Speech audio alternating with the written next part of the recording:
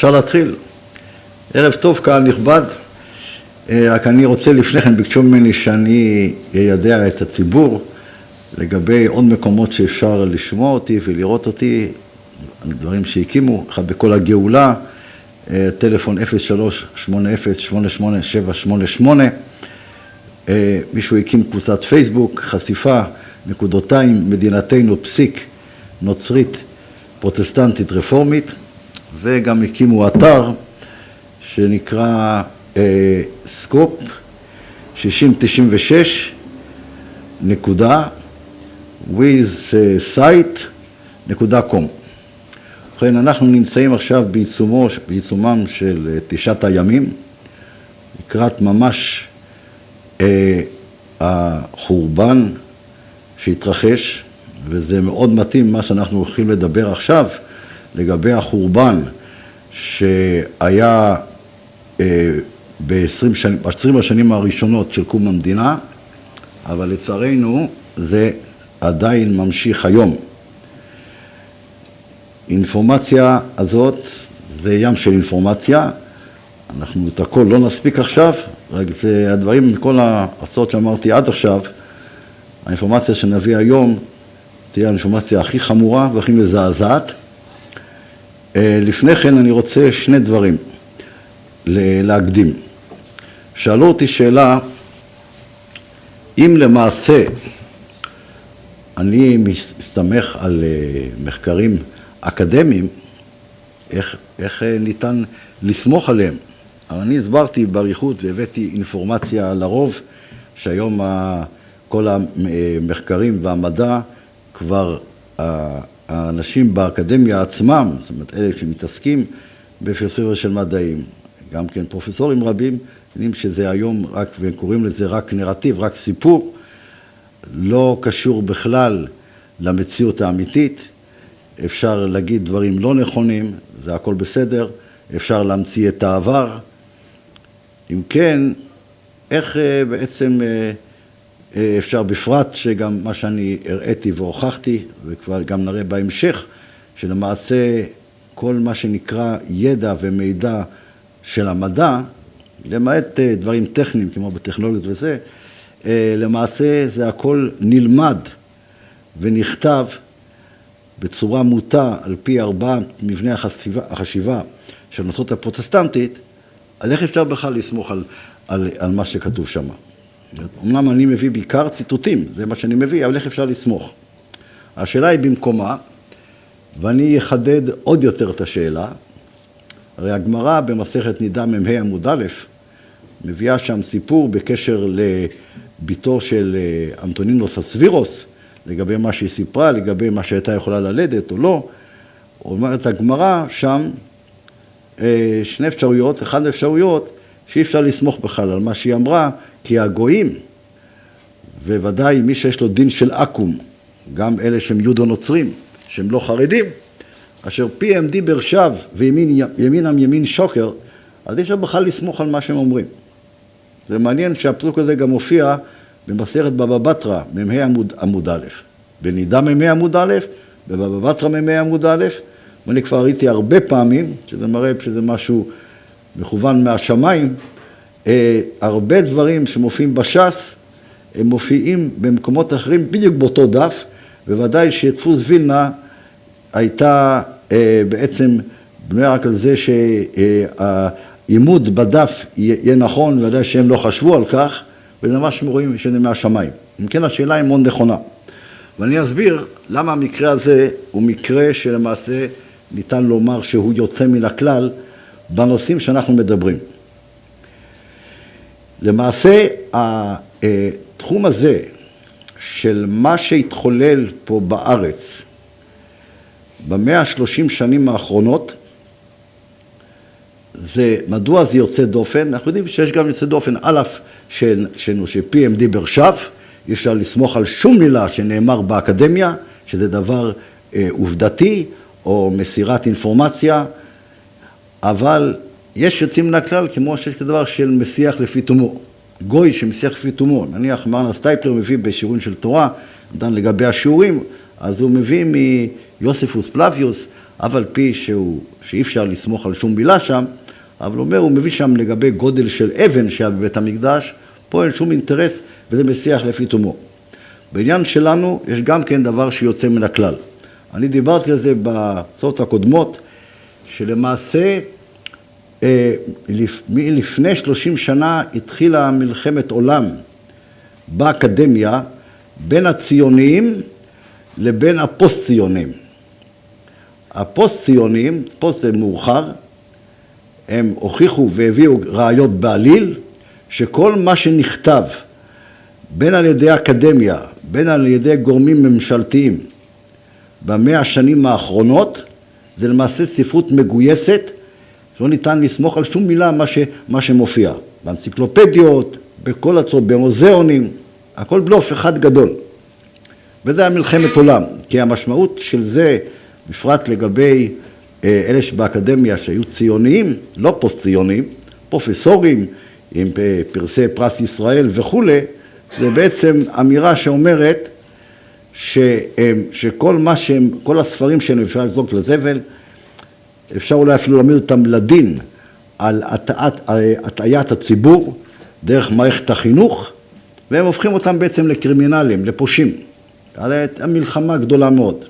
ואז מה שקורה זה שאותם פוסט-ציונים עושים עבודות מחקריות באקדמיה, תואר שני, דוקטורטים, המנחים שלהם, או בפרט אלו שאמורים לאשר להם את זה, הם הציונים, האויבים הכי גדולים שלהם.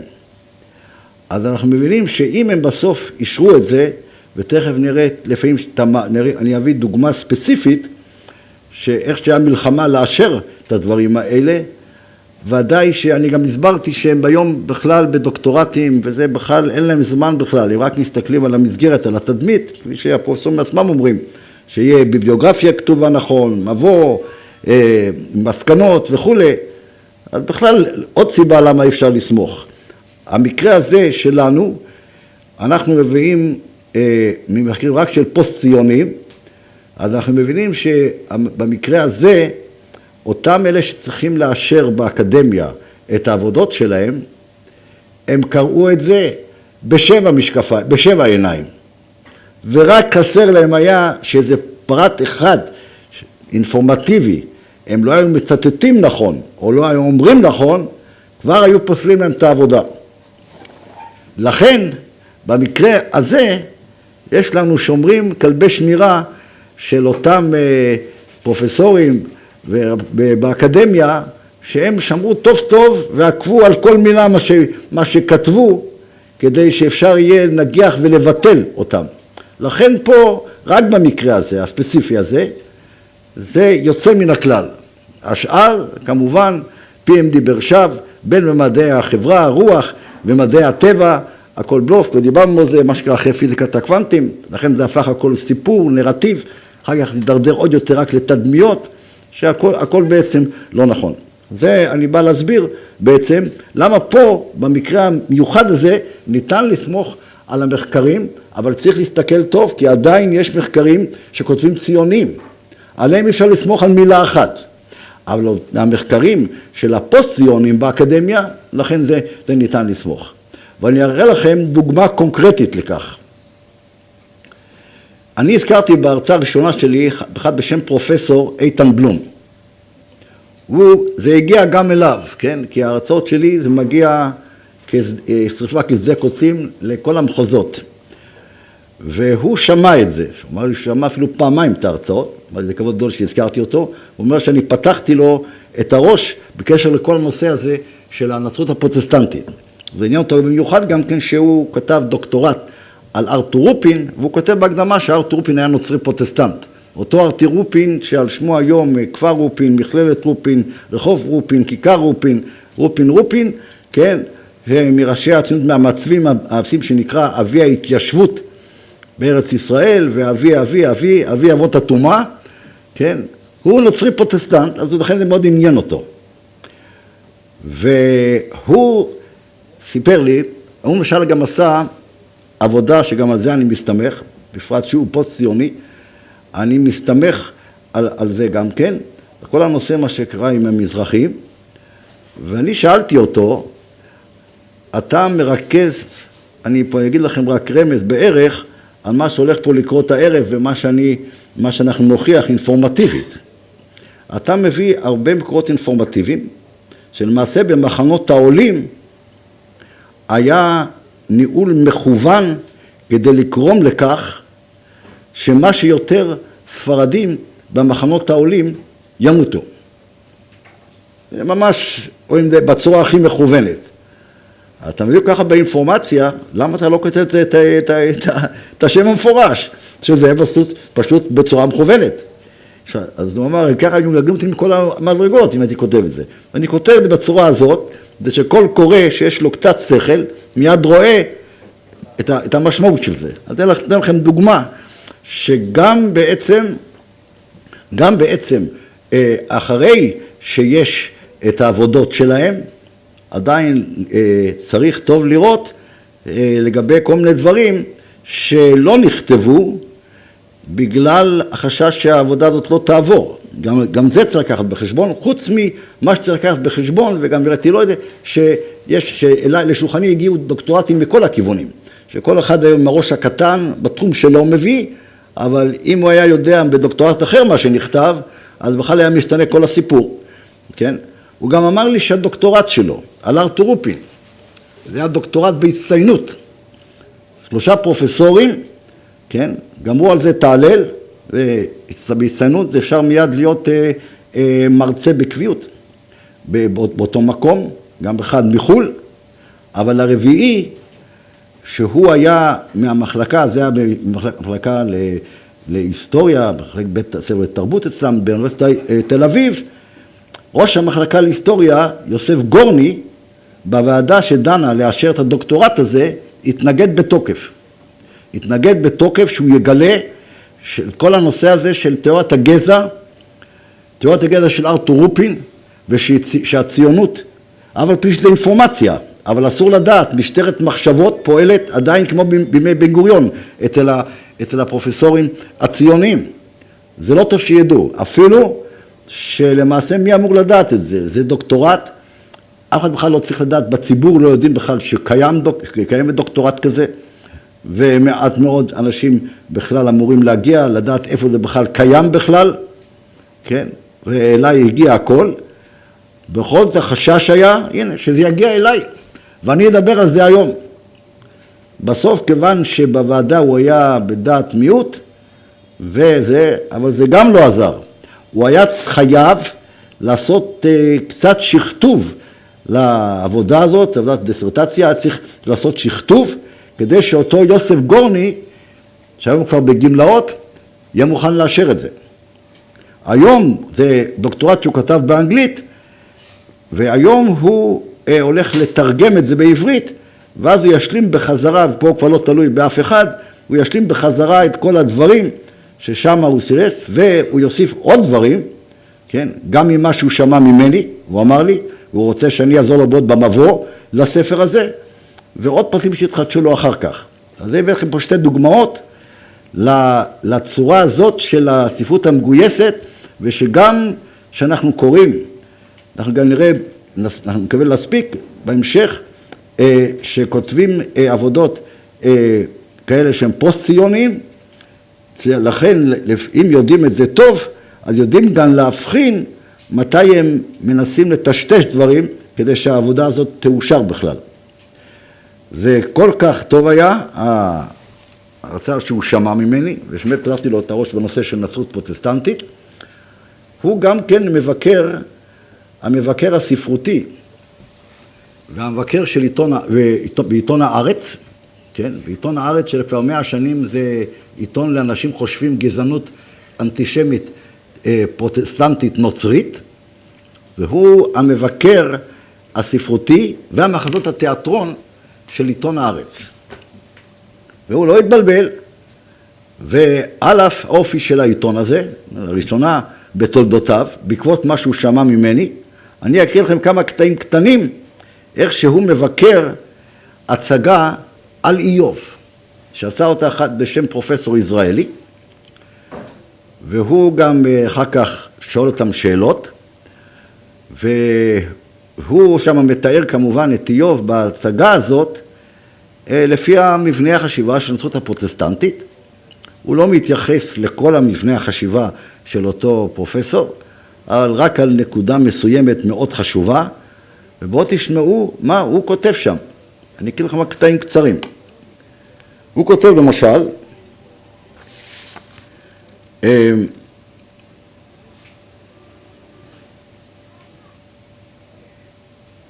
על השאלה שהוא שואל אחר כך את אותו במאי, אם עבד על העריכה של ההצגה הזאת בקשר לאיוב, אם מפרשים כלשהם. או אולי כדאי לציין לפני כן, תראו מה פירוש פוסט ציוני. הוא כותב, התיאטרון, העיסוק של התיאטרון העברי בראשיתו, לפני 100 שנה, 90 שנה, העיסוק שלו, של התיאטרון העברי בתנ"ך, תובנת, לשון תובנה, בהתאם לאידיאלים של השלטון, והיה כחומר ביד בוניה של המיתולוגיה הציונית. שומעים מה אומרים? שהציונות זה רק מיתולוגיה, כמו סיפורי בדים היווניים. והוא אומר פה עוד דבר, שאת התנ"ך הם לקחו והפכו אותו כמו חומר גלם, וסילפו אותו מן היסוד כדי שיתאים למיתולוגיה הציונית. הוא על השאלה שהוא שואל את אותו במאי, האם עבד על העריכה עם מפרשים כלשהם? משיב יזרעאלי שהוא מעדיף לגשת אל הטקסט כמו שהוא. מי שזוכר את מה שאמרתי, שהנצרות הפרוטסטנטית היא המציאה את המושג טקסט, וזה מה שהוא שמע, אז תראו את ההמשך. הוא מעדיף לגשת אל הטקסט כמו שהוא. נקרא עוד קטע, שהוא אומר, איזה מין יהודי זה יזרעאלי? איתן בלום. מה כאן השיגור שלו? זאת אומרת, מאיפה הוא צומח בכלל? מה כאן השיגור שלו? הפרשנות שלו לאיוב היא פרוטסטנטית במובהק. הוא ניגש אל הטקסט ברוח קביעתו של הכומר מרטין לותר, שיש לסמוך רק על הטקסט לבדו, סולה סקפטורה, בניגוד למסורת של ההלכה היהודית, שקבעה כי עלינו לסמוך על התורה שבעל פה ורק לפיה, כדי להבין את התורה שבכתב. התלמוד ולא התנ"ך הוא הטקסט, אם מדברים על טקסט, אז הוא הטקסט המייחד את היהודיות, החל בעליית הקנון הנוצרי שניקס את התנ"ך כביכול לעצמו. עוד קטע, האופן חמור הסבר, המסוגף, שבו מוצג הלימוד בהצגה של יזרעאלי, מזכיר לימוד במנזר, או בספריית האוניברסיטה העברית, לא בתלמוד תורה כלשהו לאורך ההיסטוריה. נסיים בקטע האחרון, מי שגילם שם את ההצגה זה אחד בשם ששון גבאי, והוא את אותו ששון גבאי, זה מעודד אותו איך שהוא עשה. גבאי מספר שמה שאפשר לו לצלוח את הטקסט, זאת אומרת את ספר איוב, היו טעמי המקרא שאת חלקם זכר מילדותו, ופה זה מתקשר לימים שלנו, בסוגריים, קריאת ספר איוב בתשעה באב, הייתה מסורת בקרב יהדות עיראק, וגם היום, כן, טעמי המקרא הם למעשה מנסה לפרשנות של חז"ל, הוא קורא לזה עוד פרשנות, כי הוא לא יודע שזה גם נצרות פרוטסטנטית, וזו אולי הסיבה לכך שמשחקו של גבאי מעורר את הדמיון והתקווה בנוגע לאפשרות שבעתיד, עכשיו תשמעו, כשהנאמנות הישראלית לתפיסות ציוניות ופרוטסטנטיות תתפורר, זאת אומרת, הוא מייחל כשכבר הנאמנות הישראלית לציונות ולפרוטסטנטיות תתפורר, ורפרטואר פרשני תלמודי של התנ"ך יתגבש בהתאם למסורת היהודית, ספר איוב ורוח מחברו ירגישו בבית. בינתיים הם מרגישים במנזר. אני גם דילגתי פה שהוא מראה ומוכיח, הוא מביא את המלביל, הוא מביא את הרמב"ם במורה נבוכים, שאיך שהם כותבים מה שאנחנו קיבלנו בתורה שבעל פה לגבי ספר איוב, הפוך על הפוך ממה שהוא מציג שם, אבל זה כבר חבל הזמן וזה מספיק לגבי הנושא הזה, מה שהסברנו לגבי מדוע במקרה הספציפי הזה, גם כן עם סייגים, אנחנו משתמשים במחקרים האלה, דווקא של הפוסט-ציונים, והנושא השני שאני רוצה לדבר עליו, כיוון שאנחנו נמצאים כעת בשיא החורבן, בכלל מה שנראה פה, אנחנו נראה באיזה שיא חורבן, באיזה עומק גלות אנחנו נמצאים פה בידיים של הציונות, עומק של גלות שלא היה מאז עם ישראל קם והפך לעם. אז אנחנו רוצים להראות גם כן איך שהדבר הזה לא רק נגמר ב-20 שנים הראשונות של מקום המדינה, אלא גם בימינו. אבל כדי להבין ולהסביר את זה, נחזור עוד פעם, אולי גם לכאלה שלא שמעו, לגבי הנושא הזה של 4 מבני החשיבה של הנצרות הפרוטסטנטית. הנצרות הפרוטסטנטית, 4 מבני החשיבה שלה, זה א', מה שהוא מדבר פה, שאין מסורת, אלא רק יש טקסט, ואיך אם כן אני אקרא את הטקסט, גם כן לפי 4 מבני החשיבה של הנצרות הפרוטסטנטית. וממילא היהודו נוצרים מחקים את הנוצרים הפרוטסטנטים, ואומרים לכן ככה ממציאים את העבר לגבי התורה שבעל פה. המבנה החשיבה השני זה שוויון בצורה, בכל הדברים, בין אדם לחיה, בין עם לעם, בין איש לאישה וכו' וכו', שבמהלך 100 השנים האחרונות זה הקצין עד ימינו, וזה ממשיך להקצין בטירוף, כמו הלהט"ב וכו', בצורה הכי מטורפת, נשים בקרב, כן, שחז"ל אומרים על זה במסכת קידושין ב' עמוד ב', אין דרכן של נשים לצאת למלחמה, אין דרכן של נשים לכבש, ואנחנו צריכים להבין מה המשמעות של הניסוח של חז"ל כשאומרים אין דרך. אין דרך זה אומר שהבעיה אפילו לא בצלם אלוקים, אלא הבעיה היא בצלם אנוש. זה לא דרך רעה, אומרים חז"ל, זה בכלל לא דרך. זה איבוד הצלם האנושי של האישה. אז זה השוויון, ובבנה החשיבה השלישי זה הדטרמיניזם כמובן, שאין בחירה חופשית, ואנחנו נראה את זה בהמשך גם כן תכף, אין בחירה חופשית, ולכן אין בכלל אפשרות להאשים מישהו שהוא עשה דבר טוב או רע. אין כזה דבר. אז מה כן? יש חוקים, עושים חוקים, וכל מיני כבר אז מי ששולט בחוקים הוא זה שלמעשה קובע, כן? יש למשל לגבי הנושא הזה של בית דין גבוה לצדק, הבג"ץ. אז אני שמעתי שבתוכנית בוקר אחד בשם קלמן ברשת ב' ראיין את הרב ליצמן בקשר לכך שהבג"ץ הוא בעצם הצדיק אותו. אז אומר לו קלמן הזה, טוב, אוקיי, הבג"ץ יזיר, אבל הבג"ץ זה לא צדק, זה רק חוקים. אבל זה, עמקת הצדק מה אתה אומר? אז אני הייתי מציע לקלמן שישלח בג"ץ לבג"ץ, שיפסיקו לקרוא לעצמם בג"ץ, שיקראו לעצמם בג"ח, בדין גבוה לצדק, או בג"ג, בדין גבוה לגחמות, או שמג"ג, לא משנה. אבל זה הנקודה הבסיסית הזאת, נובעת מבנה חשיבה של אין בחירה חופשית. אז לכן יש רק חוקים, ולא בכלל מה צודק או מה לא צודק. אין שום בסיס ארכימדי לגבי, ברגע שאין בחירה חופשית, לגבי מה צודק ומי צודק. לכן הזכרתי שאחד למשל כתב, אחד רבי, הרב דוקטור, זה חשוב שהוא דוקטור, הוא כומר נוצרי פרוטסטנט, כן, מהיישוב קרני שומרון, מהציונות דתית, מאמר, האם היטלר היה רשע? מאותו סיפור. אם אין בחירה חופשית, לא צריך להאשים אף אחד, גם לא את היטלר. המבנה החשיבה הרביעי זה הארציות והחומריות, שלפי הכומר מרטין לותר וגם השני ז'אן קלווין, כן, את כל המושג של רוחניות ומושג של אלוקות, זה הכל הם דחפו לשמיים, ופה הכל האדם צריך להבין במשקפיים רק שבעיני הבשר שלו, במובנים ארציים וחומריים בלבד, וזה הופך להיות קדוש. לכן יש את ההשכלה, בתקופת ההשכלה, ולכן ז'אן קלווין יוצר את הבית ספר, ידמה את המושג יסודי ותיכון, והוא יוצר את האקדמיה. כי לפני כן היה רק אוניברסיטה, בתור בית ספר מקצועי. האקדמיה זה כבר משהו אחר. זה בא לומר שכל דבר צריך לחקור, כל דבר גשמי, ארצי, חומרי, צריך לחקור אותו עד הסוף, כי זה קדוש.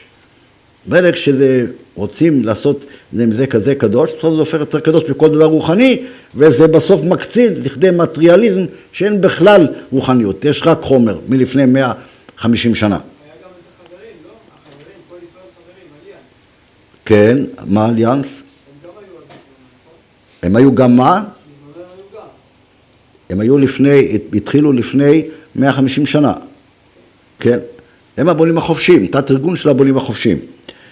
והם פה הראשונים שלפני 130 שנה, כשהוקמו, כפי שהסברנו אינפורמטיבית, לפני 130 שנה, כשהוקמו פה 10 המושבות הראשונות החרדיות, הם אלה שריסקו את החינוך במושבות ויצרו לראשונה רוב חילוני.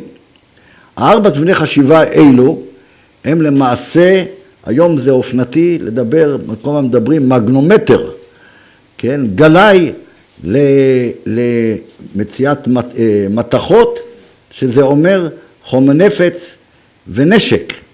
4 אבני חשיבה אלה כיום בימינו, זה המגנומטר, כן? המגנומטר הזה, כן? כל מה שהתחולל שם, כל זה, כל הרצח שרצחו שם בהר הבית, הכל, אנחנו יודעים למה הם עשו את זה, כן? בגלל שהזרם הדתי, באגף הדתי של ההתיישבות הדתית, הם רוצים לגשם וליישם את הנצרות הפרוטסטנטית, שצריך להקים מלכות ישראל, צריך להקים בית המקדש, ובעקבות זה הם רוצים לכבוש את הר הבית, תכנו במחתרת היהודית, מה שקוראים לזה, שזה היה מחתרת בעצם נוצרית פרוטסטנטית, שניסתה לפוצץ את מסגד אל-אקצא ועומר, כן? אז בעקבות זה בא כל הסיפור. מעניין שאפילו באופוזיציה לא אומרים את זה, שהם אלה שגרמו לכל מה שקרה ומה שקרה בהמשך.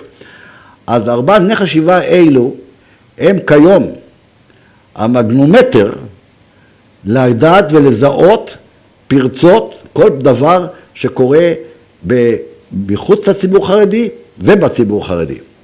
כי יש לנו בעיה קשה מאוד. הנצרות הפרוטסטנטית התפתחה אחרי השולחן ערוך. זאת אומרת שבשולחן ערוך אין שום זכר לנצרות הזאת בהלכות עבודה זרה, ואין שם שום זכר. ועדיין לכן יש בעיה שפוסקים לא יודעים את זה, וכשיש כל תופעה וכל בעיה, כמו הקאוצ'ינג, NLP וכל הדברים, הם מחפשים בנרות שם בשולחן ערוך, הם לא ימצאו את זה.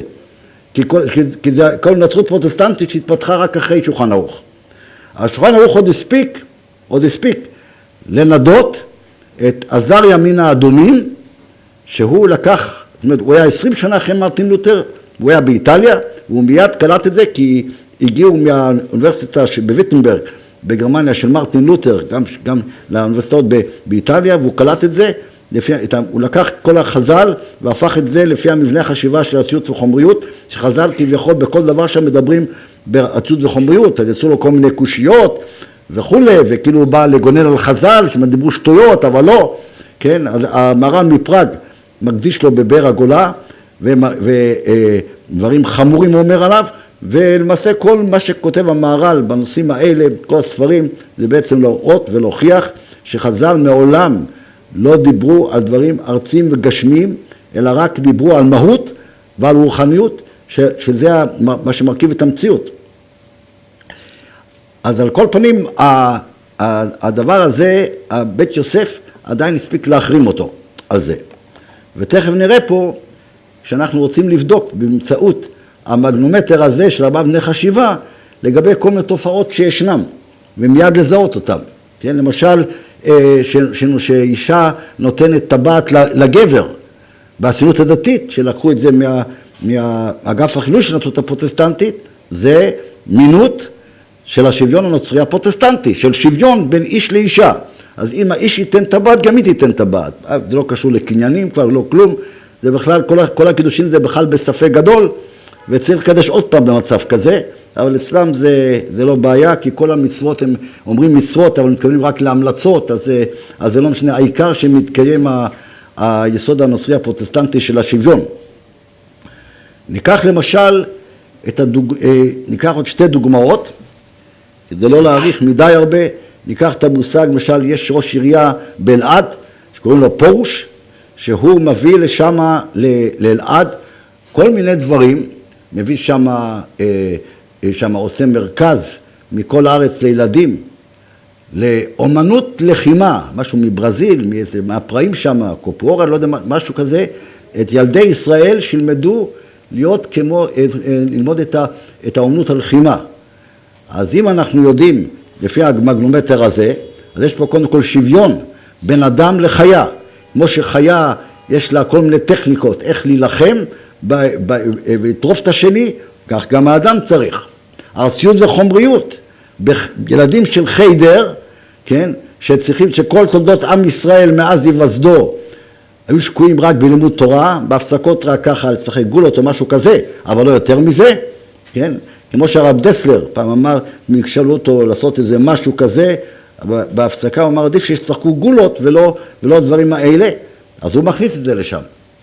או למשל עכשיו הוא מכניס, אז אינו שמה מדעי החקלאות, אבל תמיד יש כיסוי, צלופן, מצוות התלויות בארץ, אבל משרד החינוך שמממן את זה בכספים אדירים, ומובאים לשם, מובלים מכל הארץ, הרבה תלמודי תורה ובית יעקב, שהם לא יודעים למה הם מובלים, כשהמשרד החינוך, כן, מסביר מבחינה, זה הצלופן, מצוות התלויות בארץ, ולמעשה יש שם הסברים ארצים חומריים על כל עץ, איך הוא בנוי ואיך הוא עושה את זה, כי ארציות החומריות זה קדוש.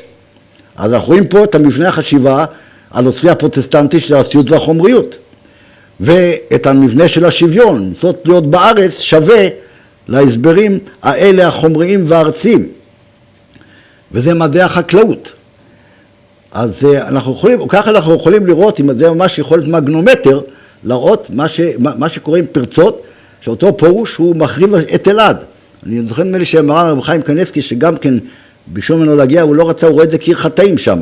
הוא הורס את העיר לחלוטין, כן? וכמה שניגשים ורוצים להסביר לו, שום דבר, זה כמו לדבר לקיר. זה לא משהו שכל אולי נדבר איתו, נראה מה הוא אומר, מה פתאום ככה לדבר עליו. דיברו איתו וזהו, אבל יש פה גם כן הרבה כסף בסיפור הזה, הוא לא רוצה לשמוע. אבל אם היו ניגשים אליו ומראים לו שבעצם הוא הופך להיות נוצרי פרוטסטנט עם לבוש חרדי, וככה הוא רוצה לטמא את כלל ילדי ישראל, ולהפוך אותם לנוצרים פרוטסטנטים, שאלה מה אז הוא היה עונה בדיוק. זה דוגמה שנייה. ניקח דוגמה שלישית, כבר אנחנו מקדישים את זה הרבה זמן, ניקח מושג, אנחנו גם כתבנו הרי מילון מדגמי של כל מיני מושגים, רשת מושגים של הנוצרות הפרוטסטנטית כדי להרגיל את האדם שתיכנס לו לאט לאט לראש את המבנה החשיבה האלה. ניקח בשביל מושג שנקרא הידברות. הידברות זה אומר קודם כל שיש לאנשים סכסוך מסוים, אז הם נפגשים ביחד והם מגיעים להסכמות. איך אפשר להגיע להסכמות כשכל אחד הוא בשלו? כל אחד מוותר על חלק. הידברות זה בעסקים, אבל על פי הנצרות הפרוטסטנטית של השוויון, גם מעבירים את זה לדברים רוחניים. אז יש הידברות, אם נפגשים עם היהודו נוצרים, חרדים, אנחנו נוותר קצת על כמה מצוות, בעצם בכך אנחנו הופכים את כל התורה להמלצות, ואתם תוותרו על עוד כמה דברים של כפירה, וככה נחיה בסדר. על פי שמרן החזון איש, שהוא נפגש עם בן גוריון, והוא שאל אותו מה יהיה הסוף בן גוריון, הוא אומר, נעשה גם כזה הסכם הידברות. אז הוא אמר, זה את המשל הידוע, עם שתי עגלות, שאפילו על החילונים עד היום מדברים על זה, כן? על שתי עגלות, שמופיע בתוספת שאחד טעונה ואחד ריקה, ושניהם צריכים על הגשר לעבור, ודאי שהזאת שהיא ריקה צריכה לפנות את מקומה בפני זאת של מלאה. העגלה שלנו טעונה אלפי שנים של מסירות נפש ללימוד התורה, אומר לו החזון איש, ושל מצוות, ושלכם היא עגלה ריקה. עגלה ריקה. ודאי שהעגלה שלכם צריכה לפנות ותפנה בסופו של יום, כן, את הדרך להגעה המלאה. כן, אז אם מדברים איתם, אז אומרים, מה פתאום, העגלה שלנו מלאה. נכון, זה לא סותר את מה שאמר חזון איש. כי יש גם כן, והבור ריק אין בו מים, ריק. לא, אומרים ריק, אבל מתכוונים שיש שם, ריק ממים, אבל מלאה מעקרבים ונחשים. חזון איש התכוון, זה ריק מכל זיק של יהודיות, אבל מלא עם תומה, מרכבת התומה, של הנצרות הפרוטסטנטית. שזה, הדבר הזה יידחה מפני העם היהודי. אם כן, הדבר הזה, זה נקרא הידברות. אז זה מה שענה לו בן גוריון מרן החזון איש לבן גוריון. שלמעשה הוקם ארגון כזה בשם הזה, וכבר נדלקה לי נורה אדומה. שכל השם של הארגון, המהות שלו, כשהוא פונה לחילונים, זה על בסיס של הידברות. של חלק מהדברים אנחנו נוותר מהמצוות, וחלק כתב, וככה אנחנו נגיע למין הסכמה, לפשרה. שגדולי ישראל, יוקם גדולי ישראל שנתנו את ההסכמה, הם בכלל לא ידעו מה המשמעות של הידברות. בא הארגון, אומר אנחנו רוצים לעשות, גם כן להחזיר בתשובה, טוב, יש כבר ארגון זה, בבקשה, כל הכבוד, בבקשה תעשו את זה עם החילונים. הם בכלל לא ידעו את המשמעות של המושג הידברות. נורה שנייה אדומה שנדלקה לי, שפגשתי איזה אחד שהוא לגמרי, ירד מהפסים לגמרי, אתאיסט גמור וזה, והוא אומר לי, תשמע, ארגון הידברות הידרדר. אבל הוא אומר את זה לא בעצב, הוא אומר את זה בשמחה, לא תשתור, אנחנו עם הכוחות, איך אומרים, הוא עם הכוחות, עם התומה שלנו, עם כוחותינו. רק איך זה קורה, מה הרבנים שלכם? לא אומרים כלום על הארגון הזה, הוא מדורדר לגמרי. זה כבר הדליק לי נומה. ואז ביקשתי, אם יכולים להביא לי כל מיני דברים לשולחני בקשר לארגון הזה. הדבר הזה אמרו לי את זה לפני כמה חודשים. אז קודם הראו לי, הדבר הראשון של הטלוויזיות שהם עשו. שהם עשו, רוצים לטמא את כל הציבור עם טלוויזיות שיראו שם רק דברים שלהם. את המושג הכי טמא של טלוויזיה להכניס בבית. עד אז היה לחילונים ערוץ בתוך הטלוויזיה שלהם. אבל לקחת את הטלוויזיה עצמה לכאלה שאין להם טלוויזיה, ולהכניס את הדבר הזה, ושילדים יראו את זה, ולהכניס את זה בבית, זה עוד לא היה. ואז התחילו לתקוף אותו רבנים גדולים מאוד. ובסוף איימו עליו, זאת אומרת, היה פעם מכתב, הוא מופקד כיום, של הבד"ץ, מכתב חריף נגדם, שאם הוא לא ייסוג מהתוכנית שלו, ובפרט עוד מה שהוא אמר עוד לחילונים, לחרדים, חילונים הם גם יהודים, גם אותם לא צריך להעביר לאגף הדתי של הנצרות הפרוטסטנטית. אז המכתב הזה יפורסם. אז הביאו לי כל דברים. באחד ראיתי איזה אלון סברים רבנן, ששם כתוב של הידברות, שם הם כותבים שרק מה שהאדמו"ר מבעלז אומר זה קדוש, וזה רק לחילונים. מקום אחר הראו לי, זה רק לשומרי מצוות הם אומרים. מקום שלישי הם אמרו לי, מישהו הראה לי בתוך זהו שקיבל מייל, שהם כותבים שם מה רוצים איתם, זה רק לחוזרים בתשובה. מה פרוס חוזרים בתשובה? אחד שחזר לפני 30 שנה, 40 שנה חוזר בתשובה, ראש ישיבה היום, ראש ישיבת מיר. לא, זה מיועד שאם נניח יהיה תוכנית למבוגרים, הוא ייתן מכה לבמה בישיבה, רבותיי, היום מתבטל שיעור כללי, כי יש שם הידברות, אני צריך לראות את הטלוויזיה, כי זה, הוא אמר לי הוא פסק לי שאני גם צריך לשמוע, אולי ישימו גם יתקינו בישיבה, שלא צריך ללכת הביתה. למה הוא מתכוון לחוזרים תשובה? אז כל עצם הדבר הזה, עם הזגזוג, פעם כך, פעם כך, פעם כך, אני יודע שהולך להיות משהו חמור מאוד נגדו בקשר לנושא הזה, עוד נושאים. אחרי אמרו שיהיה ועדה, אני רואה עוד הרבה בעיות בלי לסוף שם. אז מה זה אזור ועדה? יוכלו לעקוב אחרי כל מילה שהוא אומר, הוא לא עוצר בשום אדום, בשום צומת. בלי שום עכבות. אז מה תעזור פה ועדה בכלל? כן. הרב מאלעד, של אלעד, מצהיר בעצמו על עצמו שהוא בבונים החופשיים והיה בתקף. איזה רב? הרב גרוסמן? אני לא יודע את השם. טוב, אני צריך, תגיד לי קודם כל בכלל על מי אתה מדבר, אני לא יודע על מי אתה מדבר, אז אין מה, זהו. אני יכול להגיד לך שיש אחד הרב ספרדי, הרב הדיה מאילת, שהוא המצהיר שהוא בבונים החופשיים. הוא של הציונות הדתית, והוא אומר שהוא בבונים החופשיים, הוא מתחמק, אני כבר לא שמה, אין כזה דבר. מי שנכנס לשם, אחת דתו למות אם הוא יצא משם. כן, והוא אמר מה יש גם, כבר דיברנו על זה פעם קודמת, הוא אמר מה, גם גורן ושוב כהן, וזה, הוא מביא הרבה מכל ראשי הציונות הדתית שהם גם כן בבונים החופשיים, זה מתאים מאוד, הם שייכים לאגף הדתי של הנצרות הפרוטסטנטית, בבונים החופשיים זה נצרות פרוטסטנטית. על כל פנים, עוד דוגמה שהביאו לי, דבר חמור ביותר, שאצל החילונים בגלל מבנה החשיבה של הנצרות הפרוטסטנטית, של השוויון אדם הוא כמו בהמה, אין כזה דבר של שידוך. אלא כל אחד תופס מישהי ברחוב ומחליטים להתחתן. או שהיא תופסת אותו, בגלל שוויון, אז היא תופסת אותו ברחוב. כן? ומתחילים להתחתן, אחרי זה הם עשו אתר באינטרנט להיכרויות, גם כן, שכל אחד, או שהיא יתחזר אחריו, או שהוא חזר אחריה, שם רואים כל התמונות של כל אלפי נשים וכו'. הביאו לי לתמתי שאותו ארגון הידברות עשה את אותו דבר. הוא עשה ממש אתר היכרות של האינטרנט.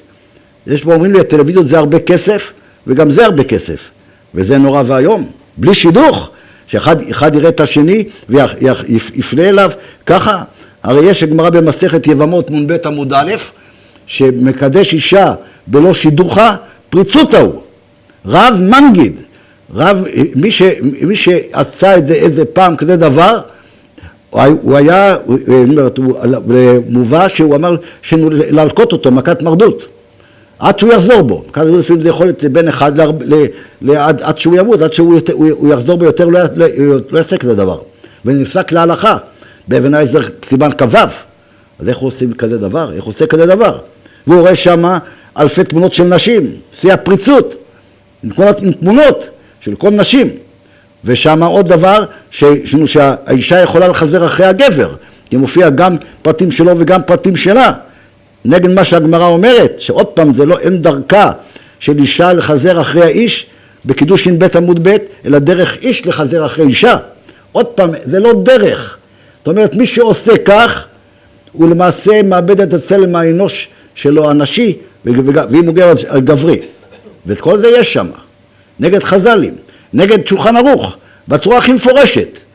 כל מיני דברים, אמרו לי עוד דברים, כל מיני דברים. אבל אין לנו זמן, ואני חושב שזה מספיק, שארגון כזה נקווה שהוא יתפרק מה שיותר מהר, שהוא לא עוצר בשום עכבה. גם סרטים הוא עושה, יש ראיתי ביתד נאמן על 2 עמודים, לפתות אנשים לנסוע לחול בלי שום סיבה על פי ההלכה, ולבוא לשם, לראות שם איזו הרצאה על יהדות, הוא כותב, מצד שני לראות גם כן סרטים. סרטים זה דבר נורא והיום, סרטים והצגות תיאטרון. בגלל הצגות תיאטרון, סרטים שעם ישראל במצרים התחיל ללכת, בגלל זה התחיל כל השיעבוד. כך מופיע בפסיק תרבתי ובילקוט שמעוני. בבקשה? תיאטרונים מה? כן, תיאטראות וקרקסאות, כן. זה תיאטראות על ידי סרטים. בגלל המציאות הפרוטסטנטית של השוויון, אז כדי שזה יהיה נגיש לכולם, אז התחילו לעשות בהתחלה תיאטרונים נודדים. אחרי זה התחילו לעשות סרטים. ופה עכשיו מביאים את זה על הטלוויזיות של הידברות, בכל בית שיוכלו לראות סרטים, ויש שם דבר נורא שם, מופיע ראיתי, דבר שאפילו החילונים לא עשו, צירפו את המושג רב, חילו את המושג רב בישראל לבדרן. הרב הבדרן, הרב הסטנדאפיסט, מישהו אמר שהוא שמע אותו, זה היה נורא מה שהוא בכלל מדבר, זה גם כן שם במסגרת התוכנית שיש שם, וסרטים שהדבר, כן, אפשר להקריא בלי סוף. בירושלמי, תלמוד ירושלמי עשרת ברכות למ"ג עמוד א', מופיע שאדם יהודי שיוצא מבית המדרש, כן, אדם נכנס, יוצא כמה מבית המדרש, על מה הוא מודה לפני הקדוש ברוך הוא? שנתת חלקים ליושבי בית המדרש, ולא נתת חלקים במה? בבתי תרתיות, שעושים בו מיני שחוק, ויכלו בהבל ימיהם ובבתי קרקסיות. שאני עמל ואין עמלים, אני שוקד והם שוקדים. אז זה דבר שמצאו לנכון חז"ל, לומר, להסביר, שכשאני נמצא בבית המדרש, איפה אני לא נמצא? במקום הטמא הזה של תיאטרון. או ברות רבה. כן, יש הרבה מקורות שם, כן? גם מופיע שם שקדוש ברוך הוא, כשהוא רואה כזה דבר, שיהודים הולכים לתיאטרון, כל שכן שמכניסים את זה עוד הביתה, הוא רוצה להחריב את העולם שלו, שם בפרק ט' ת' במדרש רות רבה התחילה סודרת לה, נעמי לרות המואביה הלכות גרים. מה הדבר הראשון שהיא אומרת לה? ביתי, אין דרכן של בנות ישראל לבתי תיאטראות ובתי כרטיסיות. אמרה לה רות אשר תלכי אלך. אנחנו רואים שוב, זה הדבר הכי חמור שיכול להיות. ביציאת בית המדרש זה הדבר היחיד שמוזכר. שלא סתם תחכי איפה.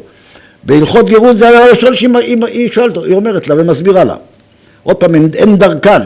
מי שהולך זה בכלל לא דרך. זה עיבוד צלם אלוקים וצלם אנוש. כן, הרמב"ם מביא בהלכות עבודה זרה, כן, שאדם בכלל, שיהיה מובדל בלבושו ובשאר מעשיו, כמו שהוא מובדל מהן במדעו ובדעותיו, והבדיל אתכם מן העמים, כל אחד עושה אחד מאלו, לוקה מלכות 40. מי שעושה, התיאטרון שלוקחים את זה, המעשים שמדבר הרמב"ם, התיאטרון וזה, על זה הוא שמה מדבר. או למשל, גם כן במדבר רבה, שחייב אדם להכין את עצמו גם מן הכיעור, אפילו בצד כיעור, ומן הדומה לכיעור, ומן הדומה לדומה, וכאן שעשה סייג תורה לדבריה, במדבר רבה בפרק פרשת נשוא. אנחנו רואים מה שאמרנו מקודם, מה שיש גם אלילי זמר לזה, ויש גם כן שחקנים, יש שם גם כן לילדים, מטמאים את הילדים שם עם סרטים, לוקחים הכל מהחילוניות, עם כל מיני פרצופים בובות, שנראים חייזרים יותר מה שילדים, לא רק לא ילדים יהודים, בכלל לא נראים בכלל יצורים בני אנוש, וזה מטמאים את הילד מגיל קטן לראות את זה. מביאים שם, הראו לי מישהו שחקנים עם פרצופים של עולם התחתון, והיו עיניך רואות את מורך, יסוד היסודות, שהעין, מה שהיא רואה, זה שום, איך אמר הרב שלמה אלישיב, בעל לשב שלו והחלמה, מה שהעין רואה שום סבון לא יכול לנקות. ואת זה מראים להם על כל מיני דברים, ועל פורים כל מיני דברים, שם מישהו הראה לי, מפרצופים, שאני לא יודע מאיפה הביאו אותם, מהבים הפרצופים של העולם התחתון, את זה ילדים קטנים צריכים לחוות את הפרצופים האלה. וזה אי אפשר לקרות, עוד בגיל ילדות זה בשורש. טוב, אני חושב שכבר דיברנו מספיק על זה, ונגיע, או בכלל, יש לו את הסיפור של הידוע, של הנושא הזה של המפץ הגדול. אם אפשר להראות פה רגע את הדבר הזה, שלגבי, עוד פעם, הנושא הזה התחיל בעצם לפני 150 שנה, התחיל הרב קוק לקחת דברי קבלה ולגשם אותם. מה שהבית יוסף החרים בזמנו, מה שעשו, כן, ומה שאמר המהר"ם אריק, גדול הדור בפולין עליו, כן, שהוא לוקח כל דברים מהקבלה ומגשם אותם, כביכול הדברים ארציים וחומריים לפי הנצרות הפרוטסטנטית והשוויון, כן, אז הוא אמר שכל שהם עוד נמצאים בסוגיות אביי ורבא, אי אפשר כל כך לסטות, אבל בקבלה מי שמתחיל לסטות הופך את עשו ליעקב ואת יעקב לעשו. ואז הוא גם כן, הוא ידע טוב טוב, הוא גם כן ראיין, הוא היה בחוץ לארץ, מלחמת העולם הראשונה, את משפחת שטרנבוך, והם באו אליו, ביקש מהם שיספרו לו עליו. אז הם סיפרו בסוף דרך אגב, שהם ראו שהוא נרדם פעם מהברית החדשה, אז בחד בוקר הוא שואל אותו הרב שטרנבוך, אבל הרב זה פה כזה דבר, אולי בבית כיסא גם שמה לא שואלים שאלות על הרב. קיצור, כשמאה רבנים התכנסו בווינה כדי להחרים אותו, והוא ידע היטב עליו, ועם הברית החדשה הוא אמר, תיזהרו לא להחרים אותו, אתם תהפכו אותו לאותו האיש מספר 2. אז את הנושא הזה של לקחת קבלה, והוא למשל עשה את זה עם העולמות ומחריבן, כיוון שהיה את האבולוציה של דרווין, או בלי דרווין, לגבי אבולוציה, תיאוריה מטומטמת, שכבר היום, כבר בהרבה מקומות, פה בארץ עדיין הם תת תרבות, בארצות הברית יש מדינות שלמות שכבר יש איסור ללמד את זה בכלל, אז הוא ישר לוקח תיאוריה ומדביק את זה לזוהר, מה שכתוב, ובדרך רבה, בוני עולמות ומחריבן, שם מקום מדברים, כמו שהמהר"ל דיברנו, מדברים רק על מהות, אבל לא מדברים על דברים ארציים חומריים, שם מדובר על דברים רוחניים, של עולמות רוחניים, אז הוא מדביק את זה לזה. אחרי זה יש אחד לוי, פרופסור מדרום אפריקה, הוא גם הגיע אליי, כי הוא שמע מה שמדבר על הפיזיקה של הקוונטים, הוא פרופסור פיזיקה של החומר המוצק, והוא גם כתב ספר גם על בריאת העולם, גם לפי אותה שיטת כפירה, מיליונים וזה, הכל שדרוג של כל המקורות שלנו. הוא רצה לראות לי שלא יש איזו פרשנות בפיזיקה של הקוונטים, שכן אפשר להציל את חמשת היסודות של המדע, שאפשר להגיד כן אובייקטיביות. ראית לו כמה רכיבים שם, ואמרת לו, אדוני, הדברים שלך לא מקובלים בכלל על הקהילה המדעית, אז מה אתה בכלל מביא את זה? אבל יותר דיברתי איתו על מה שהוא עשה פה, שלוקח עוד פעם מקורות שלנו ומשדרג אותם, כדי שזה יתאים לכל שיטות הכפירה ולתיאוריה. אפשר לראות זהו פה, את הנושא הזה של המפץ הגדול. איזה מספר זה? מספר.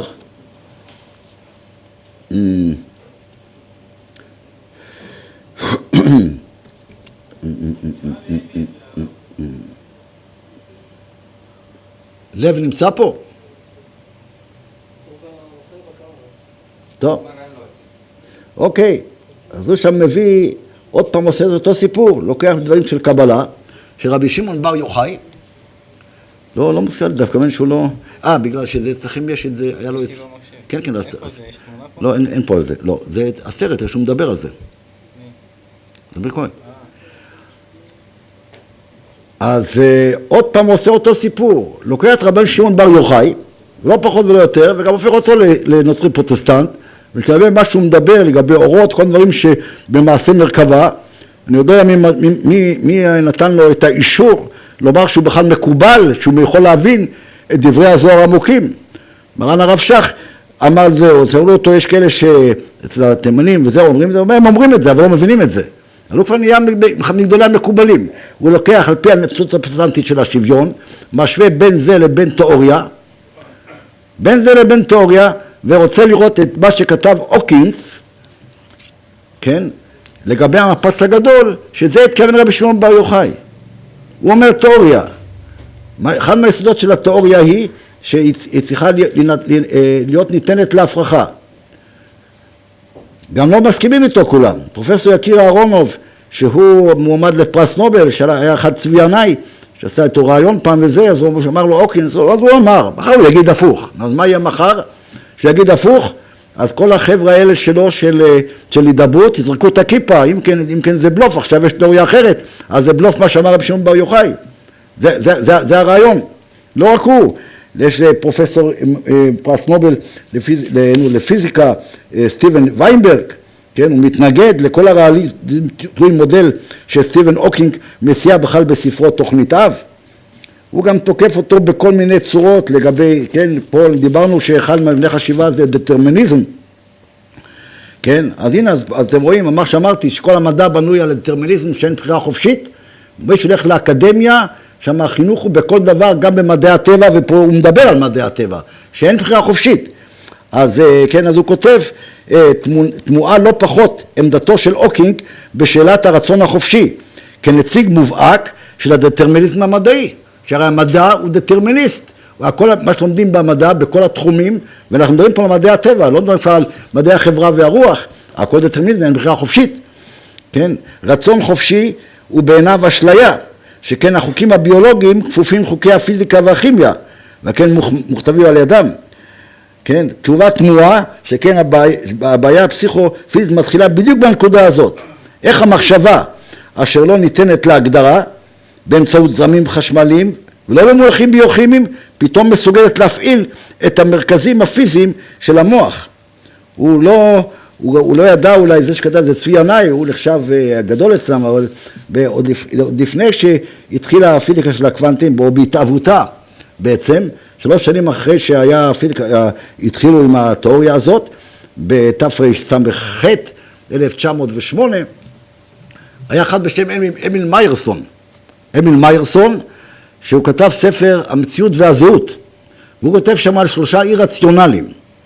האי-רציונל השני זה, לפי ההקצנה של הנצרות הפרוטסטנטית, שהכל מטריאליסטי והכל חומר, ועוד מורכב עם אטומים, שזה מה שדיברנו על זה, שזה סתם בדיחה, זה רק שפה, אז הוא אמר, זה לא אי-רציונל לחלוטין להבין כזה דבר שאטומים, לומר עליהם שהם חומרים לגמרי, יוצרים חוויה. איך אטומים חומרים יוצרים חוויה?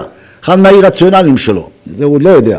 על כל פנים, זה הסיפור של אוקינס, שהוא כדי למצוא חן, הנה זה אחד הדברים של הידברות. זה אחד הדברים של הידברות, אנחנו ניקח את הביקורות שלנו, ניקח אפילו קבלה, נסביר אותם לפי הנצרות הפרוטסטנטית, ונסביר אותם שהם מתאימים לתיאוריה, כן? ואחר כך, אם התיאוריה תוחלף, השם יעזור מה יהיה אחר כך.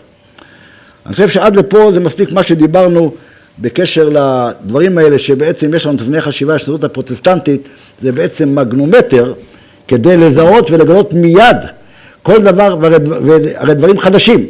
כל דבר חדש שלא היה, אתה סוף ואומר אין חדש מן התורה, כי הוא לא זיהה עוד עדיין את ארבע תבני חשיבה, לא בגלל שהוא היה חכם גדול, אם אני הייתי בזמנו גם לא הייתי מזהה את זה. רק היום, שהכל שמים על השולחן, כמו שהיום שמים על השולחן מלפני 30 שנה את כל הגילויים המדהימים שאני מביא, אז לפני 30 שנה פה בארץ, כבר לפני 60 שנה בחול, מורידים את כל התחפושות של המדע ושל כל ההתנהגויות שיש היום, להראות שזה הכל נצרות פרוטסטנטית. למשל פינות ליטוף, כן, של שרצים, זה לגלות, אגב, שמה באלעד, שמה, גם זה הם באים לחנך אותם, אמפתיה לבעלי חיים, שאתה תאהב את הבעלי חיים. אין יותר צער בעלי חיים, אתה צריך לאהוב אותם, להתחבר איתם, כי אתה שווה להם. זה הכל באלעד, עיר החטאים. אז זה אנחנו רואים כמה שזה חשוב לדעת היטב את ארבעת בני החשיבה, ואת התת מבנה שלו, למשל התת מבנה של הנצרות החומריות, של הקרייריזם. כן, למשל, אחד אומר, אני רוצה ללמוד כך. למה את רוצה ללמוד את זה דווקא?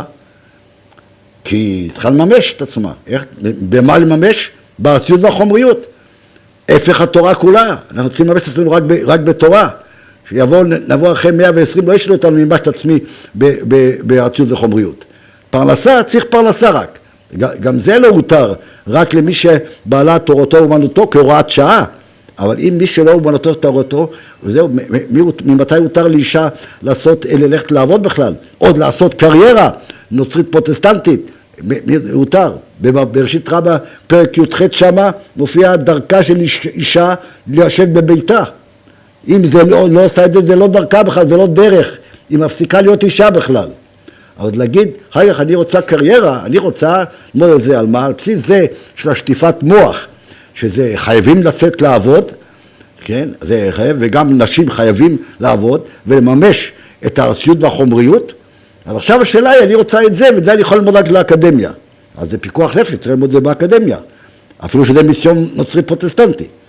וכו' וכו', כדוגמאות לכך שלמעשה, ארבע תבני חשיבה, הידיעה שלהם, ואנחנו רואים שפרופסור איתן בלום מיד מימש את זה, ומיד זיהה את זה בהצגה של אותו פרופסור ישראלי, על איוב, זה אצלנו היום חיוני כאוויר לנשימה, כי רק זה יכול להציל אותנו, כדי שאנחנו לא ניפול ולא נידרדר, ונהפוך נוצרים פרוטסטנטים, כן, בלבוש חרדי או לא חרדי. נעבור כעת לנושא שלנו, שאנחנו היום נדבר עליו, שהוא למעשה הוא הדברים, האינפורמציות שאני אביא, יש ים של אינפורמציה, שהדברים החמורים ביותר שדיברנו עד היום, שאף אחד לא יודע את זה. לא יודע את זה, כי זה נכתב פה בדוקטורט זה, פה בדוקטורט אחר, שאמרתי, והציבור בכלל לא יודע מזה. יודעים מזה רק 2-3 אנשים, זה שעשה את זה, זה שהנחה אותו, וזה שנתן לו את האישור. אגב, רק כמקטע, עם הכל ביחד, אף אחד לא יודע. זה הגיע הכל אליי. אז זה דברים חמורים, בלתי נתפסים בכלל. בואו נתחיל, אנחנו דיברנו כבר על הנושא הזה של תיאוריית הגזע, שהמציא כתיאוריה. כן, הם קוראים לזה תורה. הנצרות הפרוטסטנטית משווה כל תיאוריה, מה שיוצא, כל דבר מעוות מהראש של בן אדם, בעיקר שיעשה ניסוח, כמו תורה מסיני. תיאוריית הגזע, דיברנו על זה כבר, שהמציא את זה כתיאוריה, מקס נורדאו, וצזר אלומברוזו, גם כן עזר לנושא הזה, הוא זה שעשה את זה, ובקונגרס הציוני הראשון מדברים על זה, הוא מדבר על זה, תיאוריית הגזע, הוא הופך מושג, אנחנו יודעים שכולנו בני שם, אבל אצלם יוצא משהו מדומיין מאוד, כי הם לא צריכים להיות מחוברים לשום מקור, כן? אז השמיות יכול להיות גם כן, מי שנניח הוא ספרדי, הוא נקרא שמי, ומי שנקרא, מי שבזהו באשכנזי, אז זה תלוי. מי שהולך לפי האידיאולוגיה של מפא"י, הוא לא שמי, ושמי זה נחות, כן? זה הנושא של התיאוריה של הגזע, ואנחנו הולכים בעיקר היום לדבר על הנושא הזה של השבחת הגזע.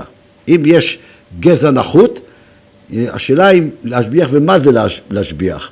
כי יש את רעיון אדם, יש רעיון אדם והאדמה בתיאוריית הגזע, שפשוט הגזע השמי יש לו דם נחות, בדם שלו הוא דם נחות, ולכן הוא לא יכול לתקן את עצמו אף פעם.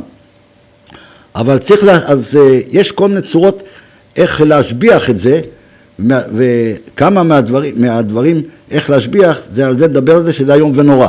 כן, למשל, וזה תפס את כל הציונות. וארתור רופין היה גדול התלמידים שלו, של מקס נורדאו, הוא פיתח את זה, המשיך לפתח את זה, הוא נסע לברלין לחנך את הנאצים, תיאוריית הגזע, ארטנטונג בגרמנית זה נקרא ניוון, זה הספר של מקס נורדאו, את המושג הזה מזכיר במיין קאמפף מלחמתי, אדולף היטלר, והדבר הזה תופס תאוצה, הוא מחדיר את זה, כיוון שזה כבר בגרעין של התנועה הציונית, לכל מערכות החינוך. בן גוריון, שהוא ארתור רופין בשבילו, הוא גם הגורו שלו, זאת אומרת, כמו שמקס נורדאו הוא הגורו של רופין, ככה רופין הוא הגורו של בן גוריון, והוא הבעיה הגדולה זה שיש לו מדינה ביד וצבא, והוא מיישם את זה. ואיך שהוא מיישם את זה, זה אנחנו תכף נראה את זה בהמשך. אז זה למעשה תופס את כל ראשי הציונות. כן, נניח חיים נחמן ביאליק, הקראנו אותו, אבל להביא רק אותו מהתקופה ההיא, במסיבת עיתונאים באוניברסיטה העברית, בראשית שנת 1934, אומר חיים נחמן ביאליק, גם אני כמו היטלר מאמין בכוחו של רעיון אדם. נקודת המוצא, זאת אומרת האנטישמית המקובלת של הציונים הייתה, שאכן התכונות היהודיות המושמצות הן נכונות. הם מפנימים את שיא האנטישמיות, שבעצם הם אחר כך גם הופכים להיות ממושג, הם מגדירים זה גם כן לתיאוריה. ככה שתיאוריית הגזע הופכת להיות תיאוריה גזענית ואנטישמית, נגד השמיות. התכונות היהודיות המושמצות הן אותות ניוון שהחיים בגולה נתנו בהם, ושתפקידם לחלץ את היהודים ממסלול הניוון לזו של יהודי חדש. ומי שלא עולה לארץ, הוא חד דתו למות, כי הוא לא רוצה שרצו, אז הוא צריך לקחת אותו מהמרחב. גם כשהוא כבר בארץ, אנחנו נראה בהמשך, אם הוא לא עובד לפי התיאוריות הנוצריות של תנועת העבודה, שהיום זה המחנה הציוני, כן, אצל בן גוריון, הוא גם הופך להיות מנוון, אנטרטונג מנוון, או בתרגום לאנגלית, שזה הופך להיות פה השימוש היותר מצוי בארץ, דגנרט. זה נקרא מנוון באנגלית. אז נראה שגם ז'בוטינסקי, כן, גם ז'בוטינסקי, כיוון שזה שייך עוד לגרעין של המהות של התנועה הציונית, אז לכן גם זה מופיע גם כן אצל ז'בוטינסקי. אולי נצטט אותו, גם לגבי החרדים הוא מפעיל את תיאוריית הגזע, וגם כן לגבי הספרדים. אנחנו ראינו אחר כך שבגין במהומות ואדי סאליב ב-59 מתייצב לימינם, זה בשביל ההון הפוליטי. ואף פי שהוא לא עשה כלום בשבילם, אבל בשבילם זה היה כבר איזה אוויר לנשימה שאשכנזי בכלל מעריך אותם, אבל הוא תמיד נאמן של ז'בוטינסקי, ועל פי זה כל התיאוריות של הגזע גם כן מקובלות עליו, כי זה ידוע שאין יותר ממנו של התלמיד של ז'בוטינסקי. לא מוצא את זה עכשיו. גם כן לגבי העניין הזה של החרדים, וגם לגבי העניין הזה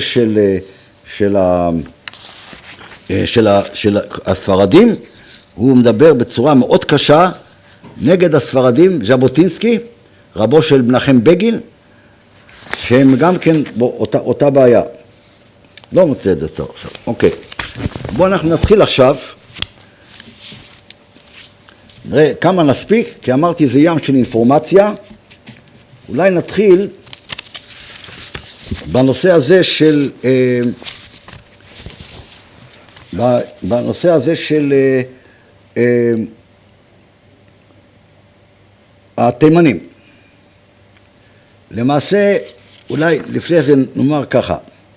אנחנו דיברנו על זה שמה שקרה זה שאם אפשר לראות את הדיאגרמה של ארתור רופין, מספר 2,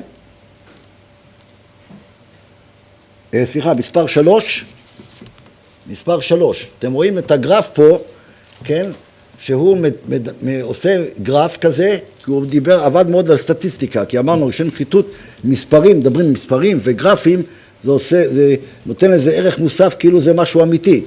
אז הוא מדבר במשך 2000 שנים על מבחינה מדד מספרי של הגזע השמי, של דידו זה בעיקר הספרדים, אתם רואים זה יורד עד למטה, זה נקרא, זה אומר מבחינה מספרית שהספרדים הם נמצאים ברמת ניוון, כן, קיצוני גם מבחינה מספרית.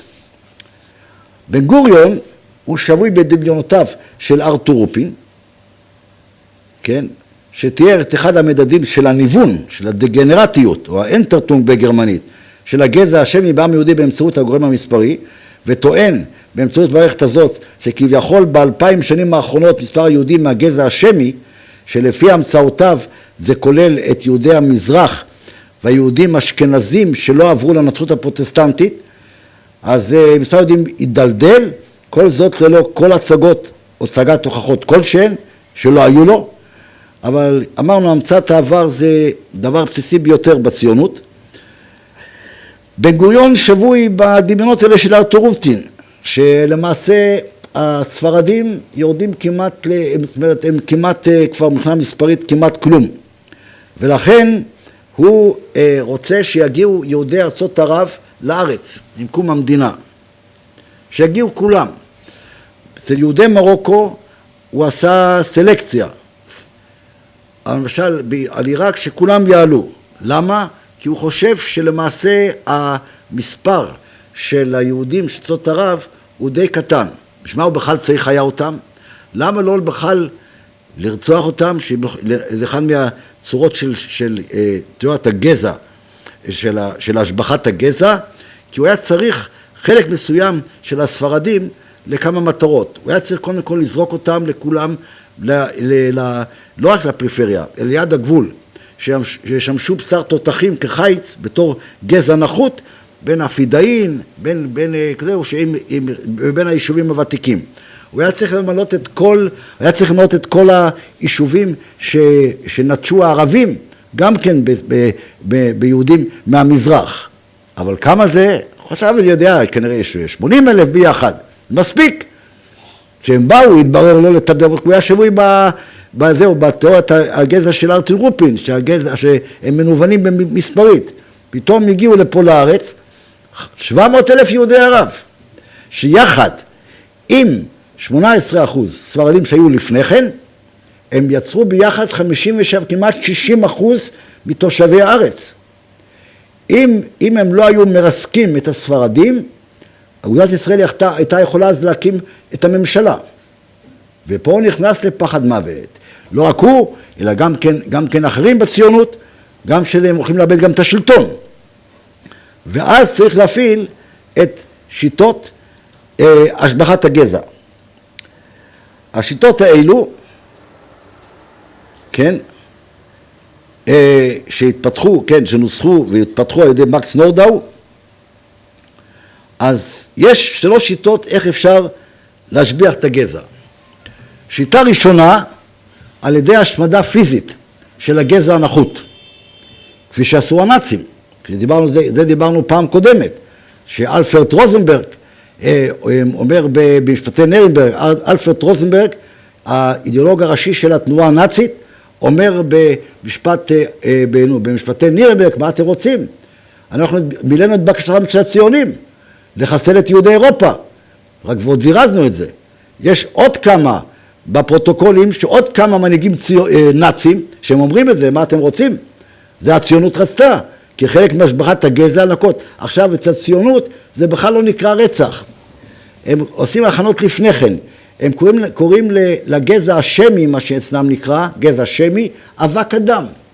אבק אדם, הכי מפורסם, וזה ידוע, כולם יודעים את הסיפור של חיים ויצמן, נשיא ההסתדרות הציונית, ונשיא המדינה הראשון, כינה את כל יהודי אירופה כאבק אדם, מה שלא ידוע שגם כן בן גוריון מכנה אותם אבק אדם בספרו חזון וייעוד מעמוד 68. אז אבק אדם לא רוצחים, אבק אדם מנקים מהמרחב. ואני כבר הבאתי אז פעמים קודמות, פרופסור בועז נוימן, לגבי מחנות הריכוז, הוא עשה עבודה שלמה על מחנות הריכוז הנאצים, שזה היה מרחב אונתולוגי של מוות, שבעצם זה אנשים הולכים על שתיים, אבל בעצם זה אנשים מתים. הם מנוונים והם הולכים. כמו לטאה שחותכים את הראש, אז זה נקרא רפלקסים, הם מניעה את הרגליים, ככה זה היהודים, וזה מין בית חרושת כזה, שמניעים אותם, מביאים אותם לתאי הגזים, ומנקים את המרחב. אז זה לא רצח. כן, זה נקרא, אבק, מתי רוצחים אבק? אז זה ההכנה הייתה, לתפוס איך שזה יתפס בציבור ובחינוך מגיל 0, שהם אבק אדם בכלל. אבק אדם אפשר לרצוח. זה שיטה אחת. בכלל הרי, כל הזה, גם גנבים הרי לא היה אצלם. כן, הגנב היחיד שהיה אצלם זה הגנב הראשון, גליק אמר, הגנב העברי הראשון. מאז יותר אין גנבים בארץ, אתם לא יודעים. אחר כך הגיע הפלמ"ח, כן, כנופיית הטרור, שגם כן הייתה שייכת לאחדות העבודה, לתנועת הפועלים, אז הם התפארו שהם סוחבים תרנגולות, גוזלים וגונבים תרנגולות מהמשקים, אז הם לא גנבו, הם סחבו רק. אחרי זה שקמה המדינה, אז בעקבות החינוך הזה, אף אחד גם לא גונב, הוא מרים. או אם בצבא הוא משלים ציוד. אז ככה גם כן זה לא נקרא רצח בכלל, זה נקרא ניקוי, חיסול חשבונות, כמו בבנק. אין, גם אף אחד לא רוצח, מחסל, חיסול חשבונות, אז ממילא גם כן רצח, זה בכלל לא רצח, בפרט אם זה רק אבק אדם. אז זו שיטה אחת של השבחת הגזע על ידי ניקוי המרחב מהגזע הנחות. שזה אנחנו נראה בהמשך, איך שזה יתבצע, לפחות ב7-8 שיטות. אני לא יודע, אולי היום רק על זה אנחנו נוכל לדבר מבחינת זמן, מה שהרצון חושק, הזמן עושק, לגבי כל הנושא של השימוד בכוח ובאלימות של כל יהודי המזרח שבאו לפה, זה נושא בפני עצמו, ואנחנו לא נספיק עכשיו. אז זה שיטה אחת. שיטה שנייה זה נישואי תערובת. בזה דווקא היו חלוקים תנועת הפועלים בן גוריון לבין ז'בוטינסקי. ז'בוטינסקי הלך בעקבות אחד העם, שהוא אמר שלא צריך שאסור נישואי תערובת, כחלק מהשבחת הגזע, ואילו בן גוריון וכל תנועת הפועלים אמרו שזה מעולה, וגם הוא עצמו שכבר נחשב מהגזע העליון, כשהבן שלו, סגן המפכ"ל של המשטרה, הלך לחיות עם נוצרייה, זאת אומרת זה מעולה, זה משביח את הגזע. אז אפילו שהוא כבר ראה את עצמו כמשהו עליון, לא בגזע נחות, עדיין זה צורה של השבחת הגזע.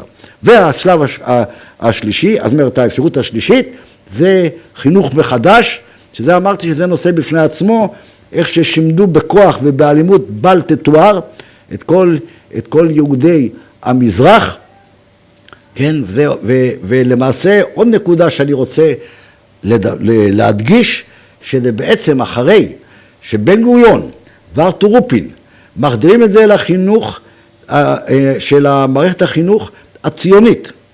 בן גוריון נפגש, כבר דיברנו על זה שהוא נפגש עם פרופסורים באוניברסיטה העברית פעם בשבועיים כדי לתדרך אותם איך להחדיר את הנצרות הפרוטסטנטית בארץ ואת תיאוריית הגזע בחינוך, במחקרים וכו'. הוא נפגש עם מה שהם קוראים לזה אינטלקטואלים, גם אותם. אחרי זה נפגש אפילו עם שחקני תיאטרון, כי התיאטרון שימש מכשיר רב עוצמה בהטמעת תיאוריית הגזע והשבחתו. למעשה התיאטרון מתחילתו כמעט, בקום המדינה, הוא מלגלג בצורה קשה מאוד על הספרדים, בצורה מאוד קיצונית. כן? כדי להחדיר ולהטמיע את זה. עכשיו יש עוד נקודה. גם כן הספרדים צריכים לראות את ההצגות האלה, כדי להטמיע בהם שהם דגנרטים, שהם מנוונים, ושהם לא יכולים להשתחרר מזה. כן? אז לכן גם כן הם צודקים. יש גשש החיוור למשל, שגם הם עבדו כל הזמן בעיקר לזלזל ולצחוק ולבזות את היהודים המזרחים. כן? מישהו אמר לי פעם שאת המושג של מרוקאי סכין, עם צי אשכול, זה מופיע אחר כך בתיאטרון ומחדירים את זה.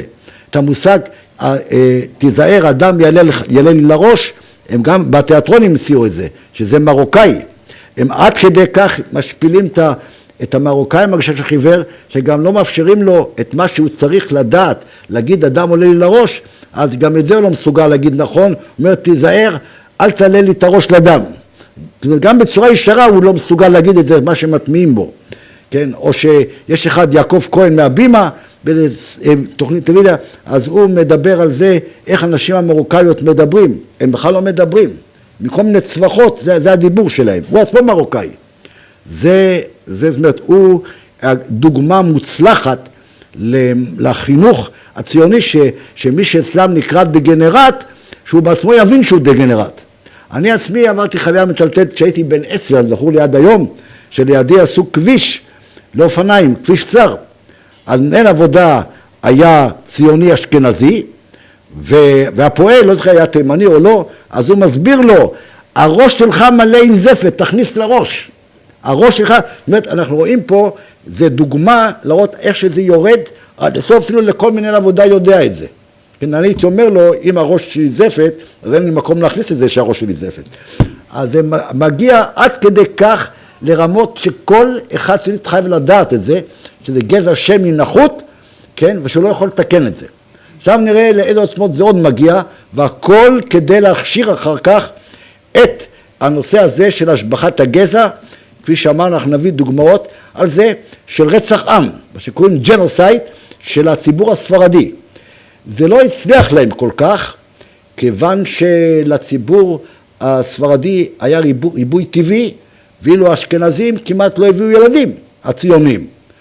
ובן גוריון הוא עובד עצות, הוא אומר, אני, משפחה אשכנזית שתביא 10 ילדים, ניתן להם 100 לירות, שזה העון הטקס. אז לכן מבחינה מספרית, זה לא הגיע לידי ביטוי ממש, וזה לא כל כך מוצלח. השבחת הגזע באמצעות נישואי תערובת, זה מאוד הצליח, הרבה ספרדים, כן, הם יודעים שגם כן הם נישואי תערובת, והצורה השלישית של חינוך מחדש, וזה הצליח שהפכו את כל הספרדים, חוץ ממי שהציבור החרדי הצליח להציל, הפכו אותם שירגישו נחותים, ושהם יהפכו להיות יהודו-נוצרים פרוטסטנטים. רק מה שהציבור החרדי הצליח להציל, אני הבאתי חצי סיפור, אז אולי נביא אותו עוד פעם, בצורה מושלמת. דיברנו על הגאון הצדיק רבי יעקב גלינסקי, שהם הרי הקימו את המחנות עולים כמחנות ריכוז, עם גדרות תיל, ולא נתנו לשום יהודי להיכנס לשם כדי להביא אותם שיקבלו חינוך יהודי. במאמר מוסגר אנחנו נראה אחר כך שהם בכלל לא רצו לחנך אותם אחרת. הם רצו רק לחנך אותם נגד כל מה שהיה בעבר. אני רק אגיד במאמר מוסגר ש60-70% מהילדים הספרדים הסתובבו בלי מסגרת. קראו להם מסתובבים, כדי שזה יצדיק את כל התיאורים המזוויעים שלהם עוד מהסופרים העבריים, פיכמן וברדיצ'בסקי, שניבלו את הפה נגד העם היהודי, כדי שיוכלו להצדיק את זה. הנה אתם מסתובבים, הם לא עוזר, תעשו להם בתי ספר, לא. הם רצו עוד להשפיל אותם, כדי שהם יגיעו למצב הזה, שזה יצדיק את זה שהם גזע שמי נחות. אז היה צריך להיכנס דרך המחילה מתחת לגדר, אז רבי יעקב גלינסקי, מי שמכיר אותו בבני ברק, הוא היה מאוד נמוך, גם כשהוא היה צעיר, אז הוא נבחר שהוא ייכנס שם. איך שהוא נכנס לשם, ישר תפסו אותו. ואז רצו למרן החזון איש, ואמרו לו, ינקלה נתפס, ינקלה בידיים שלהם. חזון איש, שיש לו רוח הקודש, מחייך. מי אמר שהוא בידיים שלהם? אולי הם בידיים שלו. ולכן כך זה קרה.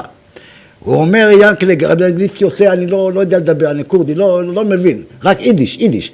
למה? כי הוא ידע שהם שומר הצעיר, שמוסטיקים, הם לא יודעים בכלל יידיש.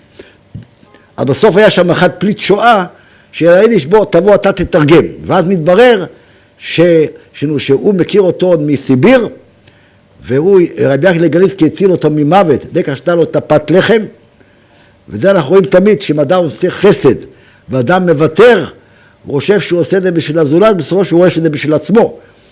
ואז הוא אומר לו, תשמע, מה אני יכול לעשות? אני לא יכול לעשות שום דבר פה. אם ירביצו מכות, אם אני גם ירביצו מכות רצח, לפני כן. הוא אומר, אז רבי יעקב גלינסקי היה גאון, אמר לו, אתה יודע מה, אתה תגיד להם, שאתה תיקח אותי, תעבור איתי בכל אוהל, ואתה תגיד להם, תשמעו, זה בנדיט, זה טרוריסט, שלא תקשיבו אליו, ואני בעצם ילך וכל מיני עושה רישום, כי הם טענו שהם בכלל לא רוצים חינוך יהודי, ככה אני עושה רישום מאוהל לאוהל. אז מי שהציבור החרדי, בראשותו של מרן החזון איש והרב מפונוביץ' הצליחו להציל, בזכות זה יש לנו היום ציבור יהודי מהמזרח, אחרת זה לא היינו יכולים לראות את זה בכלל. אבל את השאר בזה הם הצליחו בצורה מאוד מצוינת. זה ממשיך גם כן מה שלדפוק אותם למטה, זה ממשיך עד גם כן, עד לפני נניח גם לפני מלחמת יום כיפור, תשל"ה, סיפר לי מישהו, אפילו אחרי שכבר שימדו אותם, לא נותנים להם להתקדם, כדי שהם יהיו תמיד דפוקים מלמטה, והם יהיו העבד נרצע שלהם. אז סיפר לי מישהו שחזר בתשובה, לכן זהו, אז הוא אומר לי שדודה שלו, לפני קצת אחרי מלחמת יום הכיפור, תשל"ה, ניסתה להתקבל לאוניברסיטת תל אביב בהנדסה. והייתה בחורה מצטיינת בלימודים שאין לתאר. לא קיבלו אותה. קראו לה שם משפחה שמעון, זה הסגיר את זה שמבחינתם זה גזע השם מנחות. שנה אחרי זה, היא עוד פעם רצה להתקבל, הפעם היא כתבה במקום שמעון, שמעונוביץ', מיד התקבלה. הוא התקבל לתעודה אקדמית במתמטיקה, אבל כבר עשה את הטירונות, פתאום הודיעו לו, לא, זה אתה צריך לעוף החוצה, כן, יש איזה מישהו אחר אשכנזי במקומך. אז זה ממשיך הלאה, וזה ממשיך עד ימינו, לא רק נגד הספרדים, אלא גם נגד החרדים, בצורה מאוד עוצמתית, וזה אני מקווה שאנחנו נספיק, נגיע לזה ונראה כמה דברים שזה מופיע גם בימינו. אז בואו נתחיל ככה את הכשרת השטח להשבחת הגזע.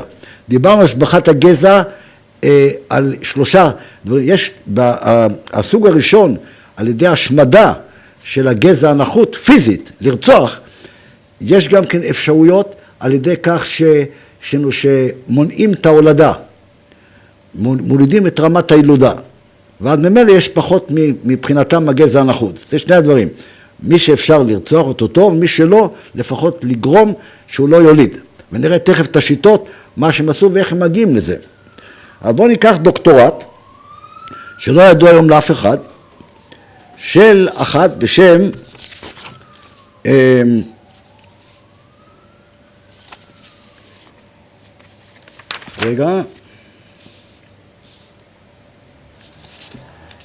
שם סחלב סטולר. אולי לפני כן קודם כל נגיד בגדול, כי לא יודע כמה נספיק, את כל השיטות, איך הם גורמים למוות המוני, ג'נוסייד של הספרדים, בלי שאף אחד יבין את זה. תמיד, גם השיטות היו תמיד בצורה הזאת, שתמיד בסוף זה יצאתי צדיק, שלא יבינו את הזהו. בן גוריון, דיברנו על זה בשנות ה-20 של מניינם, כן, כשהרוויזיוני, הימנים, רצו להקים הסתדרות עובדים, לאומית. למה? כי השמאל לא נתן להם מקומות עבודה, הסתדרות הכללית. ואז בן גוריון אמר, שאם זה יתחיל להיות כזה דבר, כדי למנוע את זה, צריך לחסל אותם פיזית. זאת אומרת, תראיתי את זה מהספר של פרופסור אניטה שפירא, שהיא מציגה את הפרוטוקולים מהדיונים בוועד הפועל של ההסתדרות. הצריך פשוט להרוג אותם, לחסל אותם פיזית. ואז היו כמה שמה שאמרו, לא הייתה הסכמה. החוסר הסכמה לא היה בגלל סיבות מוסריות, חס וחלילה. הם היו מושחתים עד היסוד. אז רק כל מיני סיבות צדדיות. ברל כצנלסון אמר, האזרחים לא יקבלו את זה. בלינסון אמר שזה בעיה, שגם הם יכולים להתחיל עם נשק לעבוד נגדנו. אז מאז מתחיל בן גוריון לעבוד לגבי הרצח הפיזי של כל אלה שמבחינתו זה הגזע השמי, כולל אצ"ל, וזה מופיע גם כן בכתובים, שאצ"ל גם כן אצלם הוא גזע שמי נחות, כי הוא לא עם התפיסות ההזויות של מפא"י, כן? הוא מתחיל לעבוד בצורה הזאת של יצאתי צדיק. לגרום לכך, ושאחר כך לא ידעו בכלל שזה כאילו מגיע ממנו. מה השיטות שהיו? אני קודם כל אקרא את השיטות, מבחינת הזמן קודם כל להספיק את זה, ואחרי זה נראה איך שזה מופיע באינפורמציה. השיטה הראשונה, כדי לגרום למוות המוני של ההמונים, נבנו עבורם מחנות ריכוז, קראו להם מחנות עולים. מצב המחנות היה הרבה יותר גרוע ממה שיצרו הנאצים במחנות הריכוז שלהם, מחנות העולים.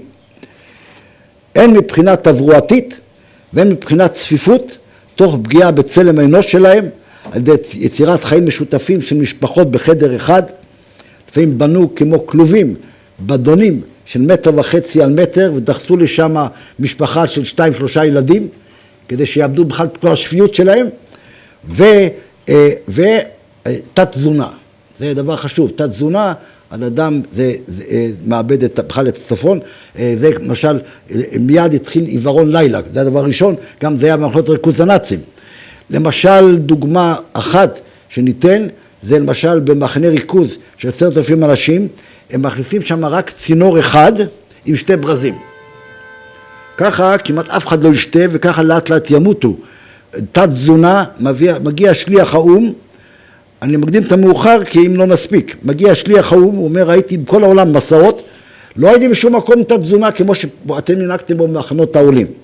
ואם יש תת תזונה, יש תנאים סניטריים ירודים ביותר, המקומות של השירותים נוחיות גלויים עם זבובים, תת תזונה, חולשה אדירה, כן? לפעמים גם לא היה כוח להרים את היד אפילו, מרוב חולשה, אז כל זה מחולל מגפות, וככה מתים הרבה. גם כן מי שמוליד, יש בעיות, בתוך כל 1,000 זה לא שחררו את פרסום כמה הצליחו לרצוח בצורה הזאת, למשל לגבי לידות, משהו מטורף, מכל 1,000 לידות, 16%, 157 לידות מתו. אבל מה שהם לא שחררו זה, כמה סך הלידות היו, כמה אלפים היו כאלה, כן? אז זה עוד שיטה הייתה, איך לחסל פיזית, כן? כמו שהנאצים עשו במחנות ריכוז, שגם עשו את זה, שחל המטרות של הנאצים היה, שעוד לפני שמגיעים את הגזים, ועוד בגטאות, כדי שימותו משהו יותר יהודים. אז זה היה, גם להתקלח בכלל אפשר היה, כן? ואז מילא זה מוריד את העם. גם לא סיפרו כתוצאה מזה כמה היו התאבדויות המוניות, גם כן לא דיווחו כמה. כל הדברים האלה זה נשאר בסוד עד היום בינתיים. שלא ידוע כמה הם הצליחו לרצוח בשיטה הזאת של השבחת הגזע על ידי ניקוי המרחב, שאצלם זה אבק אדם, לנקות אותם. לידות זה הצורה השלישית. הצורה השלישית היא הכי ידועה, ועושים מזה עניין שלם, אבל זה משהו מזערי. לגבי 1,000 עד 1,500 ילדים שחטפו אותם וגם המיתו אותם, תוך העברתם חלק לחול, וזה כולם יודעים ועושים רעש. את מה שאני מסביר, אף אחד לא מדבר בכלל. זה גם חלק מהסחת הדעת. שיטה חמישית, כמו שאמרנו, העברה לגבורים ליד הגבול, שבשר תותחים יהיו, שגם ככה כנסו הרבה ערבים, נכנסים הרבה, אז היו נכנסים גונבים, רוצחים יהודים, שירצחו אותם קודם. שיטה חמישית נוסתה כדי לגרום לרציחתם של עולים רבים. הם לא יכלו לבנות תאי גזים, זה הבעיה, כיוון שזה היה אחרי השואה. וזה היו מאוד רגישים, וישר היה מתגלה. אז אחת השיטות שניסו, זה להרעיל את העולים החדשים באמצעות גז DDT, להשמדת מזיקים, כי זה גורם סרטן, וממילא ימותו סרטן, ואז יצא צדיק, אף אחד לא יקשר שזה ל-DDT. אלה שהמציא את ה-DDT, הוא ואשתו מתו גם מסרטן. אז ברגע והפגיז אותם, כמו שבמקלחות, במחנות הריכוז, הם אומרים להם, תכנסו למקלחות, ופתאום בום, נופל, יורד להם גז מהתקרה, והם מתים. גם אומרים להם, תכנסו למקלחות, ובבת אחד השפריצו עליהם, נחשפו בכמות אדירה של הגז הרעיל הזה של DDT. תוך הנחה שזה לאט לאט ימותו מסרטן בהמשך, ואף אחד לא יקשר שמה שהם מתו מסרטן זה בגלל זה. אבל הסרטן, הדבר החמישי, שעל זה גם פורסם לא מזמן, השיטה שאחרי זה, אגב זה גם כן, עוד פעם תדעו לכם כפי שאמרתי, זה לא דווקא לגבי הספרדים. אמרתי שכל מי שמגיע ממזרח אירופה, לא עלה לארץ עד השואה, סרטיפיקטים עליהם בשפע. אפילו עם הפייניק, אם הוא לא עלה הוא כבר אבק אדם. ולכן הם דגנרטים. כן, אמר לי פרופסור בלום שהוא ראיין מישהו שהיה גם בהגנה, גם בצבא, בצנחנים, בקום המדינה, אז לפליטי השואה, כמו שמחנות הריכוז לא קראו להם שם, היה להם רק מספר, ככה פה לא היה להם שם בכלל. כינו אותם בקיצור דגים, דגנרט מנובן דגים. תקרא לדג הזה, או מה עם הקבוצת הדגים הזאת? כן, אז ככה שזה לא רק זה. עכשיו, בן גוריון, עוד שיטה, למשל, הגיעו מאות פליטי שואה, אחרי כל הזוועות שהם עברו, בן גוריון שולח אותם לקרב ביצורים של לטרון. שם היו ליגיונרים שהיו מאומנים היטב, ליגיונרים ירדנים, שמאומנים היטב על ידי הבריטים עם הנשק הכי חדיש. ומתו שם בלי סוף אנשים. אז הוא שולח את אותם מאות, כולם לקרב שם, בלי לאמן אותם אפילו איך להזדיק נשק. גם הנשק שם היה רובה, מה שהיה להם זה היה חצי מטאטה, אז גם בזה שלא ילמדו איך להשתמש בזה. ואז כולם ימותו כמו זבובים, והוא יצא אחר כך צדיק שהם מתו בקרב, וישימו אותם בספר מלחמות ישראל, חללי צה"ל, כן, והוא יביא עליהם דמעה. כל השיטות היה תמיד בצורה של לצאת צדיק אחר כך. חיים גורי, משורר הפלמ"ח, כותב, אני התחננתי אליו, לפחות תפזר אותם, אתה לא רוצה לאמן אותם לרובה, לפחות תפזר אותם בין החטיבות, אז אחרת הם יפלו כמו זבובים. בן גוריון אומר לו, לא, כולם לשם, כן? כי אחרת אם זה, אז הם לא ימותו. הרעיון הוא שהשבחת הגזע באמצעות חיסול פיזי, הם לא רק ספרדים, גם מי שמגיע מאירופה נחשב כדגים, דגנרט, שצריך להשמיד אותו פיזית מהמרחב לאבק אדם. זה היה עוד שיטה. עוד למשל במחנה הריכוז גאולה בעדן, דרך שמה עברו התימנים לפני שהגיעו לארץ.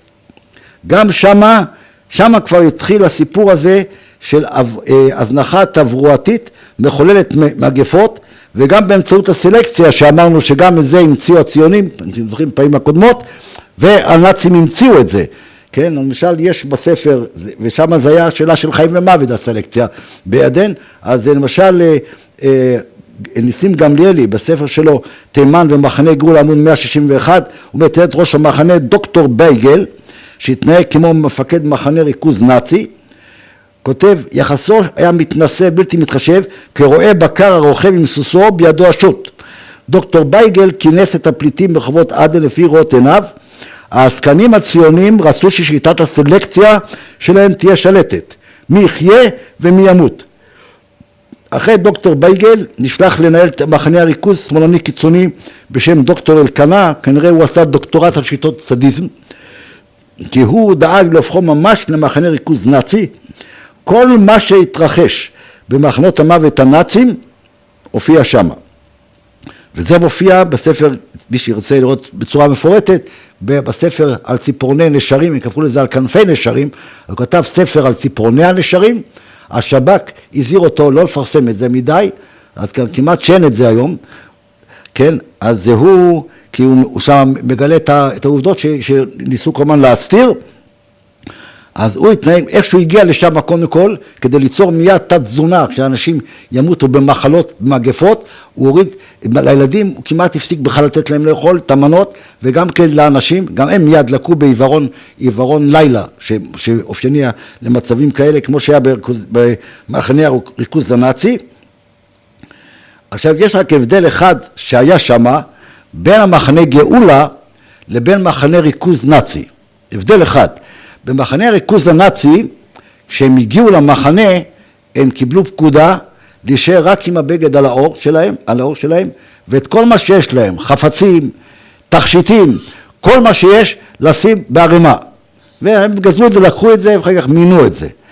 במחנה גאולה זה היה הפוך. זה ההבדל בין זה, ההבדל היחיד, בין מחנה הריכוז הנאצי למחנה הריכוז של הציונים, שנתנו להם להשאיר את הכל עליהם, אבל לפני שבנו למטוס, באיומים, אמרו להם, הכל תשאירו פה, ומי שלא ישאיר פה, ודאי שלא יעלה, ותשארו רק עם הבגדים שלכם על האור. הרעיון היה שמגיעים לארץ, הם הופכים להיות ככה תלותיים במוסדות המיישבים, הציוניים, ואז אפשר להתנהג איתם כחומר ביד היוצר.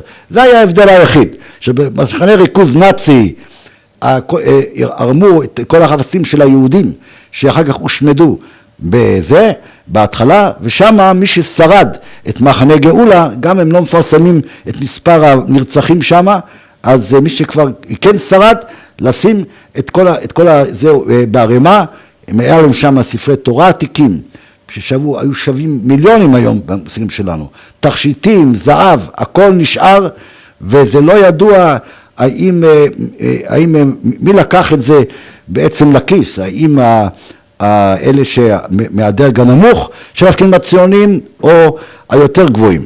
כן, למעשה את כל הכסף שהם גם לקחו מהגביות וזה, הכל לקחו לזהו, לכיסים שלהם. הנושא הזה של השבחת הגזע באמצעות רצח, אז זה כבר עמד והבחין מיד מרן הרב מבריסק, שהיה אחד משני גדולי הדור בקום המדינה. כן, הוא אמר, אבא שלי, אני לא כמו אבא שלי רבי חיים מבריסק, הוא עוד לפני 100 שנה ראה מה התחולל פה, עוד 40 שנה. אני לא כל כך גדול כמוהו לראות מה עוד 40 שנה. אבל מה שאני רואה פה בעיניים, את זה אני כן יכול להגיד לכם, שגם זה אתם לא רואים. אז הוא ראה פה את כל הנושא הזה של השבחת הגזע ורצח. הוא אמר, המזל שלנו החרדים, שהשלטון לא מסתובב פה ורוצח את החרדים ברחובות, כי הם צריכים כסף, הם גנבו את כמעט כל הכסף שהם קיבלו, הם הכניסו לכיסים שלהם. אגב, גם בקשר לכל התימנים, הם תמיד זה היה עובד בשתי דברים, גם כן רצחו וגם כן עשו מזה ביזנס. אז הם פנו לארצות הברית ולראות שיש פה בעיה, מחנות, אין כסף, אז הם קיבלו הרבה מענקים. על התימנים נתנו פרוטות והשאר לכיסים. אמר מרן מבריסק, אם לא היו צריכים כסף, היו תלויים בחוץ לארץ, הם היו מסתובבים ברחובות עם רובים ורוצחים אחד אחד. כיוון שהם צריכים את חוץ לארץ, יהיה מהומות, ואז בחוץ לארץ יפסיקו להם את הכסף. אף אחד לא ייתן להם כסף לאנשים שרוצחים ככה ברחובות. אז זה ראה מרן מבריסק את הסוג הזה של השבחת הגזע באמצעות רצח של התנועה הציונית, לגבי מי שהם ראו אותם כדגים, כדגנרטים. עכשיו נקרא רק את הנושא הזה של רק רגע אחד. נקרא קודם כל את הנושא הזה, נושא קטן, אמרנו שזה נושא אדיר, הנושא הזה איך ששימדו את כולם, ואיך שאחרי ששימדו אותם, כן, פגעו בסמכות ההורית בצורה קשה, והסיתו את הילדים נגד ההורים, כדי שהם יתנתקו לחלוטין מכל יהודיות, ואפילו מכל איזה מנהגים או משהו כזה, נגד ההורים. זה לא עזר להם כל כך, עד כדי כך, כן, שמעון פרס, כשהיה מסך הברזל ירד, שמעון פרס שולח מכתב לגוברצ'וב, לשיא רוסיה, ברית המועצות, שישלח לפה אתאיסטים, כי אלה שנשארו, המנוונים, הספרדים, זה לא עובד, הם עובדים לפי המבנה השבטי ומבנה משפחתי, קשה לפצל אותם. הם עשו סלקציה במרוקו, לפני שעלו לארץ, אז את הזקנים, הם לא נתנו, הם שם שיסעו משפחות, ורק את הצעירים, מי שעוזר להם. אז לכן הם עשו את הנושא הזה, רק נדבר על זה, כנציג של הרצאה שלמה, מה שקרה. מדובר, אחרי שכבר שימדו אותם, ריסקו את הילדים לגמרי, בלי שום צלם יהודי בכלל. אז אני מקריא מתראש של פרופסור בלום, לגבי העבודה של התואר השני, שכפול המזרחיים, הוא כותב בפרק הערות, זה ספר ילדי המלאך, אז מתארים שם פוירשטיין ורישל, שהם עבדו במחלקה לעליית ילדים, הם מתארים את זה לפי התפיסה של תיאוריית הגזע. אז בפרק הערות על התפתחות של ילדים בצפון אפריקה, מונים המחברים את השלבים בהתפתחות רגשית של הילדים המרוקאים כלפי הוריהם, כשהם נתונים בידי מורים כבר ומורות אנטישמים. בשלב הראשון, הילדים המרוקאים נעלבים אפילו, אם המדריך מזכיר את שם הוריהם. בשלב השני, נוצרת הרגשת אשמה בליבות הילדים, בזכרם שהוריהם שרויים עדיין במצב שלהם. רגע.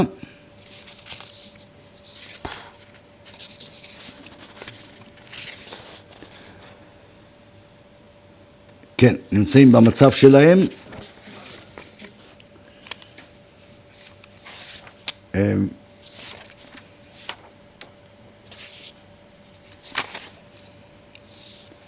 אחד המורים במעברות מספר על הדרך המקרית בה התגלגל להיות מורה כחבר בגרעין הנחל של תנועת הצופים, וב-1951 לאחד סיום הטירונות לקיבוץ כפר בלום, ברשימת סידור העבודה היה כתוב ארבעה לרפת, 6 למטעים, 11 בנות לטיפול בילדים במטבח, בהמשך מורה או מורה לכיתות ז'-ח' בחלצה, שם גם מעברה, הקיבוץ היה צריך לספק מורה לכיתה הגבוהה, והוא קבע שמועמד יבוא מחברי הגרעין הנחל. חשבנו שזו בדיחה ומתיחה, איך ייתכן שבני 18 שגמרו עכשיו תיכון ישלחו מורה לכיתה ז'-ח', שזה כבר היה זאת אומרת, כיתות כבר של האתאיסטים.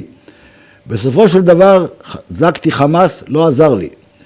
אז זה גם כן מראה גם כן איך שמי שכבר כן היה במסגרת, היו שם רפתנים, לימדו אותם, אנשים שבכלל אין להם שום ידע כלשהו בחינוך.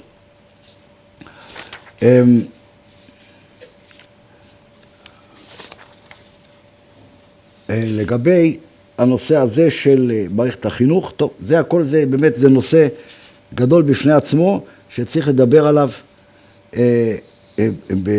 במשהו נפרד.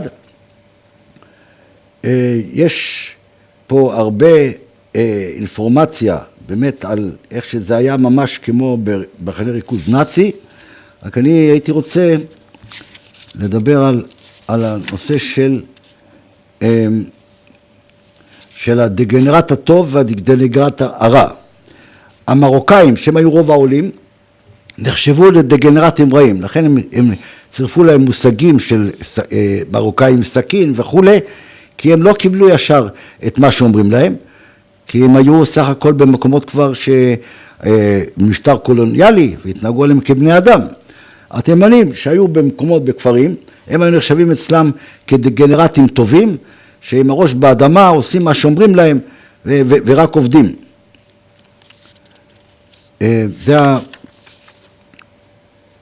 זה היה בקשר לתפיסה שלהם, את הדגנרטים הטובים ודגנרטים רעים.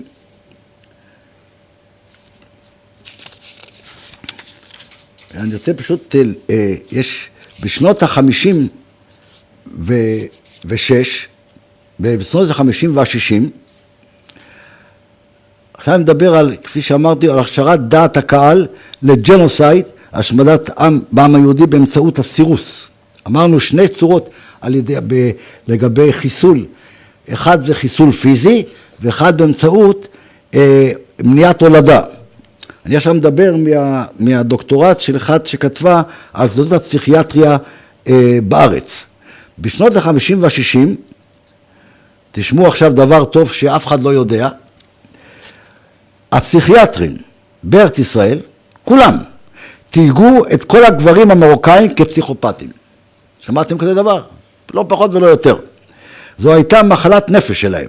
פסיכופת הוגדר כמי שסובל מקשיי הסתגלות חברתית ממושכת ללא פתולוגיה גופנית, זאת אומרת ללא הבחנה של בעיה גופנית.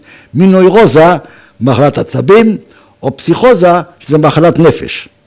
כל מי שלא שיתף פעולה, הוא היה עם מדי אימפולסיבי לטעמם, וכל מי מהפסיכיאטרים שלא הבינו בכלל בגלל קשיי שפה והבדלי תרבות, קיבל את ההבחנה פסיכופת.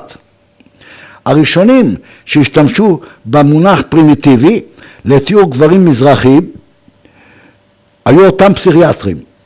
אבחון גבר צפון אפריקאי כפסיכופת היה שכיח ביותר בפסיכיאטריה הישראלית בשנות ה-50 וה-60, והיווה, וזה העיקר, את הצידוק המדעי מאחורי אפליית והכחדה פיזית של המזרחים. בכלל, והמרוקאים בפרט, הם היו הרוב באותם שנים. הפסיכיאטרים בישראל יצרו צידוק מדעי גם בכך להדרת המזרחים והמרוקאים מהחברה הישראלית. גבריותם המרוקאית התקיפה התבטאה סך הכל מחאה קולנית נגד מוסדות הקליטה, וכנגד הניסיון להינדוס חברתי של השירותים הסוציאליים באותם שנים. הם היוו איום על הציונות הבורגנית האירופית, והיה נחוץ צידוק מדעי. הוא אדם אלים, מסוכן, בלתי צפוי, לא יכול ליטול חלק בבניית האומה. המדיקליזציה, זאת אומרת התפיסה הרפואית, הפכה אותם לסוטה. כך מסבירה אותה סטודנט פרופסור רקפת זלישניץ. הנתונים ההיסטוריים נלקחו מהמחקר שלה על תולדות הפסיכיאטריה בארץ, ומהספר שלה עד נפש. בהוצאת קיבוץ המאוחד היא כתבה ספר, רבי שמע עליו. היום כל אחד כותב ספר, אבל זה היה פה משהו מתוך המחקר שלה. איך באמת הפסיכיאטריה שירתה את מוסדות המדינה, כבר התחלנו לראות. התיוג הפסיכיאטרי שהפך את המרוקאי לפסיכופת, נתן לממסד הציוני את האפשרות להתעלם מהתלונות שלו נגד מוסדות הקליטה, ונגד מצבו בישראל. לא היה צריך יותר להקשיב, לטפל או לתקן את תלונותיו. אפשר להמשיך לנדות אותו מהחברה ומוסדותיה. עכשיו, היא בעצמה כותבת, למה יותר מכל מזרחי אחר הוגדרו המרוקאים כפסיכופטים? אולי בגלל, כן, הסיבה אנחנו יודעים, בגלל שהם היו הרוב.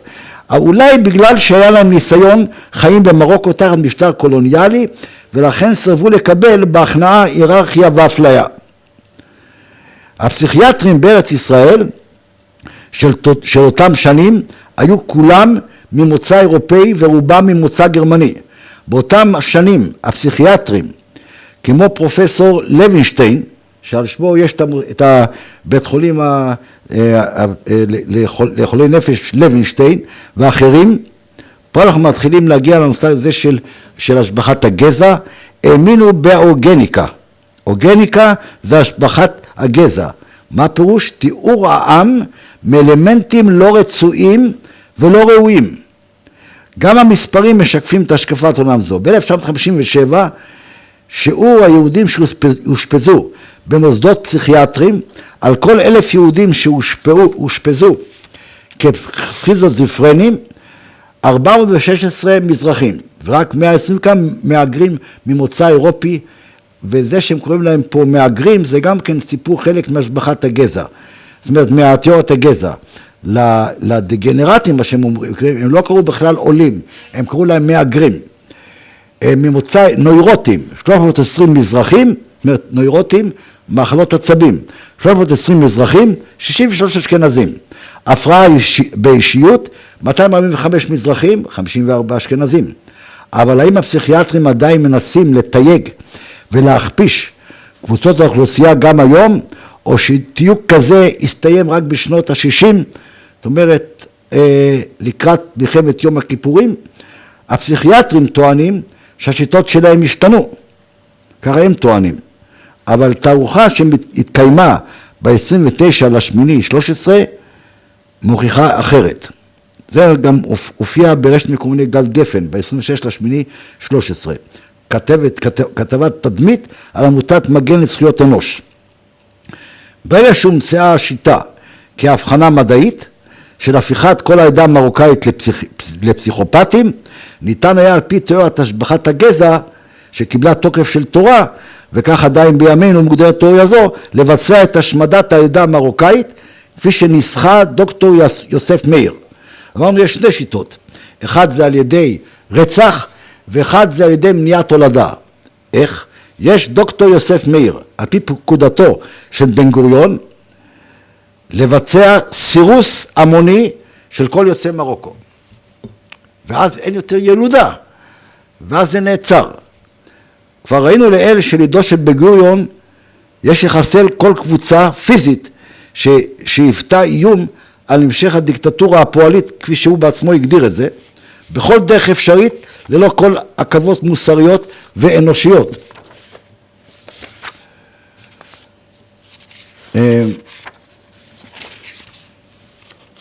המשך פה, אני פשוט באמצע הציטוט, גם לידף, רק רגע.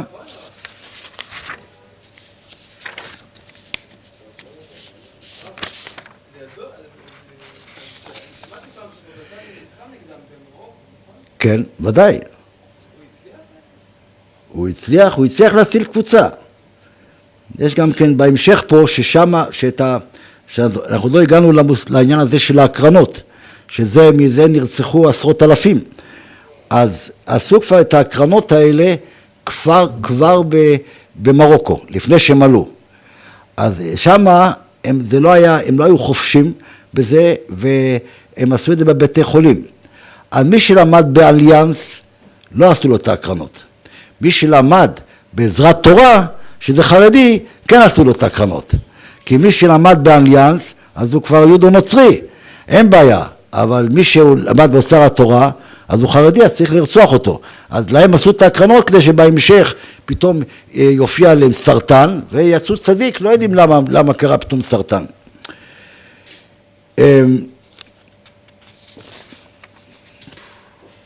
סליחה, שנייה אחת אני צריך לסדר פה את הדפים, אחרת, ולא...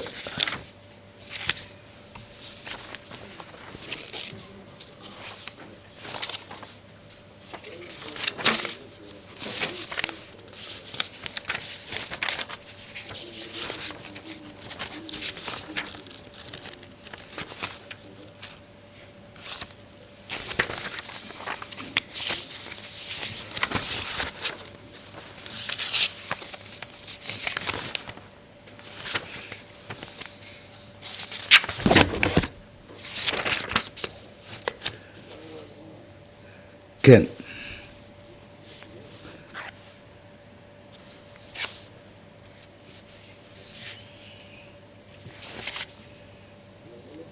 כן, עכשיו, אחרי שהיא כותבת את הדבר הזה, יש גם חיפוי אקדמי על פשעי הציונות נגד האנושות והמשמעות שלו. אותו אחת כותבת, אני לא עושה דיון ערכי. ערכיות זה, אנחנו יודעים, שזה קלוויניזם נוצרי פרוטסטנטי. כך כותבת סטולר ליס, שהיא באה לחפות על הנפשות הפועלות בביצוע הפשעים נגד האנושות ועל עצם המעשים הנפשעים שלהם. בעוד שהיא אפילו לא מנסה לגנות את עצם מעשיהם כפשעים. למעשה לימוד הסנגוריה על הפשעים נגד האנושות של הממסד הציוני הנוצרי פרוטסטנטי כלפי העם היהודי אינו שמור רק לה. אלא מדובר על תופעה רוחבית המאפיינת את כל העוסקים באקדמיה, בהיסטוריה הציונית, בארץ ובחול. זה גם הופיע בספר הליכה על קו האופק של פרופסור ניטה שפירא, מתאר בעיקר את פשעי הממסד הציוני כלפי תנועת הימין בארץ. וכן בספרה חרב היונה על יגאל אלון. הצטטות זו מופיעה גם בפרסומיה של פרופסור דינה פורט על דרבון הנאצים על ידי הציונים לבצע את השמדת העם היהודי על ידי תנועה ציונית. היא מופיעה למשל אפילו בעיתונות, למשל בעיתון ישראל היום, שפרסם חלקית את הניסויים המזוויעים הרפואיים שבוצעו על ידי הממסד הציוני כמעט בכל ילדי עדות המזרח. אז יש שם אחד, דוד ברון, הוא כותב ככה. תחילה הוא כותב, לאור הניסויים האלה, הוא יודע עוד רק מעט מאוד, ודאי הוא לא יודע את כל מה שאנחנו הבאנו. איפה הייתם מעדיפים לקבל, זה בקו"ף סיוון השנה, לפני חודש וחצי, איפה הייתם מעדיפים לקבל טיפול? בישראל של 1948, אצל דוקטור מנגלה, באושוויץ, מתברר שיש לא מעט אזרחים שמבחינתם אין הרבה הבדל. זה לפחות מה שעולה מהתגובות של רבים לחשיפה בשבוע שעבר בישראל היום, על אודות הטיפולים הניסיוניים שניתנו ובוצעו בידי רופאי ישראל לילדי תימן ב-1949. אי אפשר להישאר אדישים ליחס שעולה מהעדויות, בעוד הטיפולים פגעו בילדים וניתנו ללא הסכמת הורים, לכן החשיפה מוסיפה מטבח חשוב בדרך לעשיית הצדק עם העלייה מתימן. גם כעת היה מצמרר לקרוא תגובות ברשת ומחוץ לה שהתנגזו לנוסחה, אשכנזים, ציונים, נאצים, בן גוריון, היטלר, הרופאים בארץ, דוקטור מנגלה, שעם כל הכאב, פה עכשיו מגיע החיפוי, עם כל הכאב למול החרפה, צריך לזכור שההבדלים חשובים לא פחות מהדמיון, וההבדלים ברורים בכוונות, בתוצאות, בהקשר ובהיקפים. כן? אנחנו הוכחנו שלא היה הבדלים, רק היו בכמה דברים הבדלים שאצל הנאצים היה יותר, אצל הציונים יותר מה שאצל הנאצים. לגבי היקפים לא היה 6 מיליון, כי לא היה פה 6 מיליון שמבחינתם דגנרטים. על בשאר זה היה אותו דבר. אם לא יהיה לנו זמן, אנחנו נביא רק דוגמה קצרה. לגבי המחזור של הגופות, כן? שם בפרסום הזה, מופיע בפרסום של ישראל היום, זה בעצם אומרת חברת כנסת קורן, בתוכנית ברדיו, בראיון עם יעקב אייכלר. היא מספרת מממצאי הוועדה, מעדות של איזה רופא שמתאר שאחרי שהילדים נרצחו כתוצאה מההתאכזרות אליהם באמצעות הניסויים הרפואיים, אז אמרנו, מכל דבר הם גם עשו כסף, כן? אז לקחו אותם, מחזרו אותם. הנאצים כידוע מחזרו את הגופות, חלק, גם כן למניעים כלכליים, הפכו אותם לסבונים, כן? מהגופות של היהודים הנרצחים הפכו סבונים. שמה מחזרו את הגופות אחרת. היא מתארת שמה שמספר רופא, לקחו את הילד על הכיור, ערפו לו את הראש, חתכו אותו לחתיכות, וחלקים ממנו מכרו לכל מיני מכוני מחקר. זה גם כן זהו, וגם כן כך אפשר היה לטשטש את הרצח שלו, שלא יישאר ממנו זכר. זה אני מביא כמעבר מוסגר. על כל פנים, הוא אומר על זה שיש הבדלים וזה לא בדיוק. היא מדברת על זה גם כן, על הדבר הזה, כפי שאמרנו, יצירת מסגרת מכילה וסובלנית של ביצוע פשעים נגד האנושות, שביצע כל דור המדינה ודור מקימי המדינה. בשביל זה היה צריך מערכת ענפה של אנשים שיבצעו את זה. בכל המערכת הרפואית היה צריך מערכת ענפה שיעשו את זה. זה מלח הארץ, דור הפלמח, כן, יש איזה שיר, איפה הבחורות עם הקוקו והשרפן, אנחנו גם כן מחכים, היינו צריכים, באמת מחפשים אותם, כי היה צריך לשים אותם בבית סוהר בתור מאסר עולם, כן, אותם עם הקוקו והשרפן, שהיו עובדות סוציאליות, היו אחיות, שהיו חלק ממנגנון הרצח של הניסויים הרפואיים, כן, או שהם היו חלק מהמנגנון הראשי לשימות כל ילדי ישראל. אותה אחת עם הקוקו והשרפן במחנה ריכוז עין שמר, אז הילדים התימנים שמה, בסוף ברכת המזון, הוסיפו הרחמן, הוא יצילנו מאסתר המרשעת, כי הייתה גוזלת לנו את הפאות.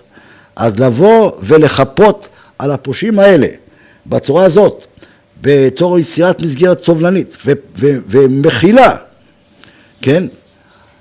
זה זה דבר חמור ביותר, לבוא להסביר כמו שהיא הסבירה, שצריך להבין אותם, כי ככה הייתה האטמוספירה והאידיאולוגיה. מי עשה את האטמוספירה והאידיאולוגיה? הם בעצמם, והראשים שלהם.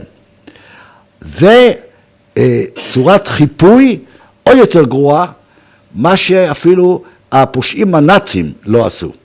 הפושעים הנאצים שבמשפטי נירנברג לא העיזו להגיע לכזה שפל, כן, כזה שפל היום ונורא של חיפוי.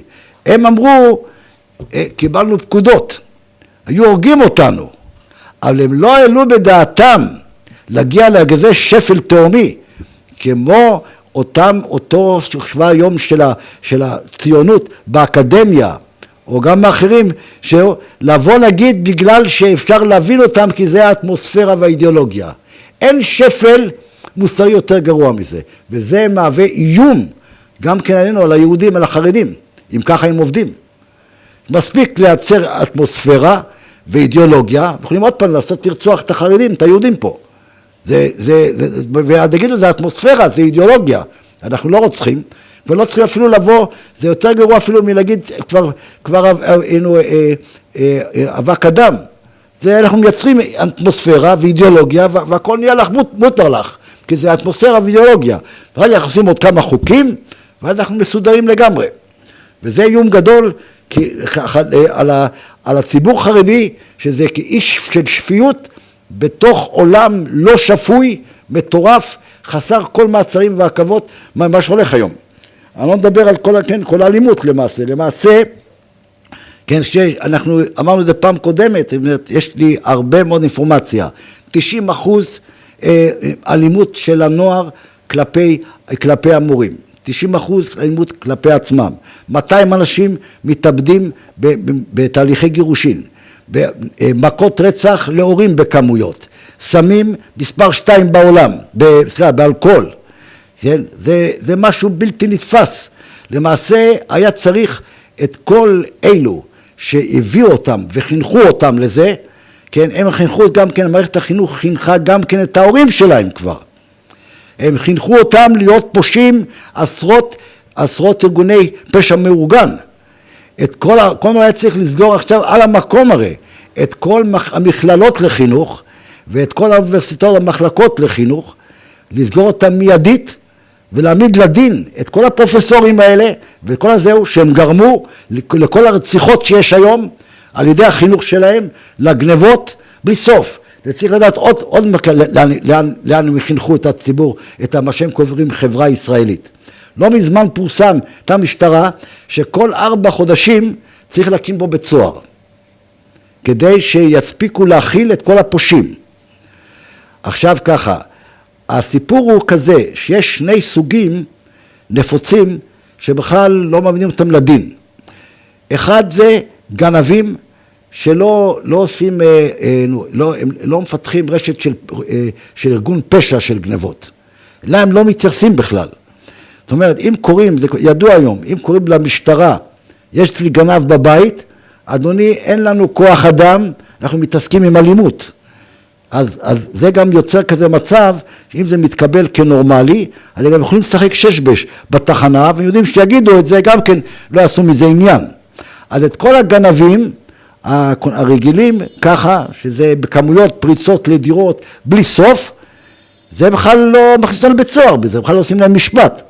כן? אז היום ידוע שמי שרוצה שהשוטרים יגיעו, הוא לא מספיק שיגיד, יש אצלי מישהו שפרץ הביתה, צריך להגיד, הוא עם סכין, הוא רוצה לרצוח, האלימות מגיעים.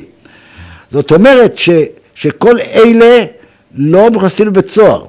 עוד סוג שלא מכנסים לבתי סוהר, הם קוראים לזה תאונות פח, שאין הרוגים בתאונות האלה, רק הפח מתכמת והמכונית נהרסת, הם לא יודעים שזה מתאים להפח נשבר ואנחנו נמלטנו. זאת אומרת, רוב התאונות הן באמת תאונות כאלה, שפשעים על עבירות תנועה חמורות, המשטרה לא עושה כלום, היא מגיעה למקום, אין פה הרוגים, אין פצועים, טוב תסתדרו ביניכם, מה יצא ביניכם? הוא עבר פשע פלילי, עבירות תנועה חמורות, שום דבר. אם היו מכניסים גם אותם לבית סוהר, את כל הגנבים ואת כל ואת כל אלה שתאונות דרכים, ואת כל אלה שעברים על חוקי תנועה, היה צריך פה פעם בחודש לבנות בית סוהר. וכשזה לא נבנה, אז כל פעם זה יורד הצורך. כבר בקיצור צריך כל הזמן. הגאון רבי יעקב גלינסקי סיפר פעם, עכשיו לפי מה שאני מספר, זה מאוד מובן, שהוא בא, ביקשו ממנו פעם לבוא לדבר בבית כלא, באגף התורני, אז המנהל הכלא, בית הכלא אמר לו, תשמע, עם 5% שפה אנחנו מסודרים. עם 95% שעדיין הולכים בחוץ, איתם יש לנו בעיה. מתברר שכל החברה הישראלית, כולם פושעים. או מה שיושבים בכלא, או תאונות פח, או גנבים, או עלמות, בלי סוף. לכן אני אומר שאת כל הזה, מי שגרם לזה, זה החינוך. אז צריך אותם להעמיד לדין, את כל מערכת החינוך, את כל הפרופסור, מהפרופסורים, עד אחרון המדריכים, את כל הפסיכולוגים, שמי שהולך אליהם, כן, הוא גורם לכך, שהוא או הבן שלו, אם הוא שולח אותו, מאבד את הצלם הרוחני שלו, ובפוטנציאל להגיע להיות בצורה שהיא פושע, להוריד את כל היראת שמיים, את כל הפסיכולוגים שמתעסקים עם החינוך, סוציולוגים, עובדות סוציאליות, מחלקות בחינוך, צריך להעמיד אותם את כולם לדין, מה שנקרא תביעה ייצוגית, של כלל האוכלוסייה בחברה הישראלית, על כך שהם בעצם חיסלו מבחינה חינוכית את כל החברה הישראלית. הם מבקשים, מתחננים לפעמים במודעות, לא לשתות בתאונות דרכים. הם מסוממים, הם עושים תאונות דרכים תוך כדי כך שהם מסוממים, תוך כדי כך שהם שיכורים, כן? על ידי החינוך הזה של השוויון, שכל אחד יכול לעשות איתו משהו, שאין בחירה חופשית ממילא, ממילא כל אחד יכול לעשות איתו מה שהוא רוצה. אז לכן אני אומר שלכן צריך להעמיד אותם לדין. למעשה את כל דור מקימי המדינה ואת המדינה שבדרך, היה צריך גם כן להעמיד לדין, כי כולם היו שותפים לסיפור הזה, וכולם היו חלק מהמערכת. אומנם יש כאלה שלא מבחינתם זכו במרכאות להשתתף בכל הרציחות ובכל העברה על הדת, בכל השימוד, בהוצאת האנשים מהצלם אנוש וצלם אדם, אבל הם נתנו את הגיבוי. יש כאלה שעל ידי כתיבה, יש על ידי אמירות, יש כאלה על ידי זה שהם בהפגנות או בכל מיני דברים כאלה. למעשה כולם שותפים, כל דור המדינה והאנשים, לא רק אלה שהשתתפו במחתרות, בכנופיות הטרור של אצ"ל והלח"י וההגנה והפלמ"ח, אלא גם את השאר שלא היו, כולם שותפים לזה עם אנשים, כל אחד יש לו איזה חלק כלשהו בהשבחת הגזע והריסוק העם היהודי, גם את כולם היה צריך להעמיד לדין. לגבי הניסויים הרפואיים,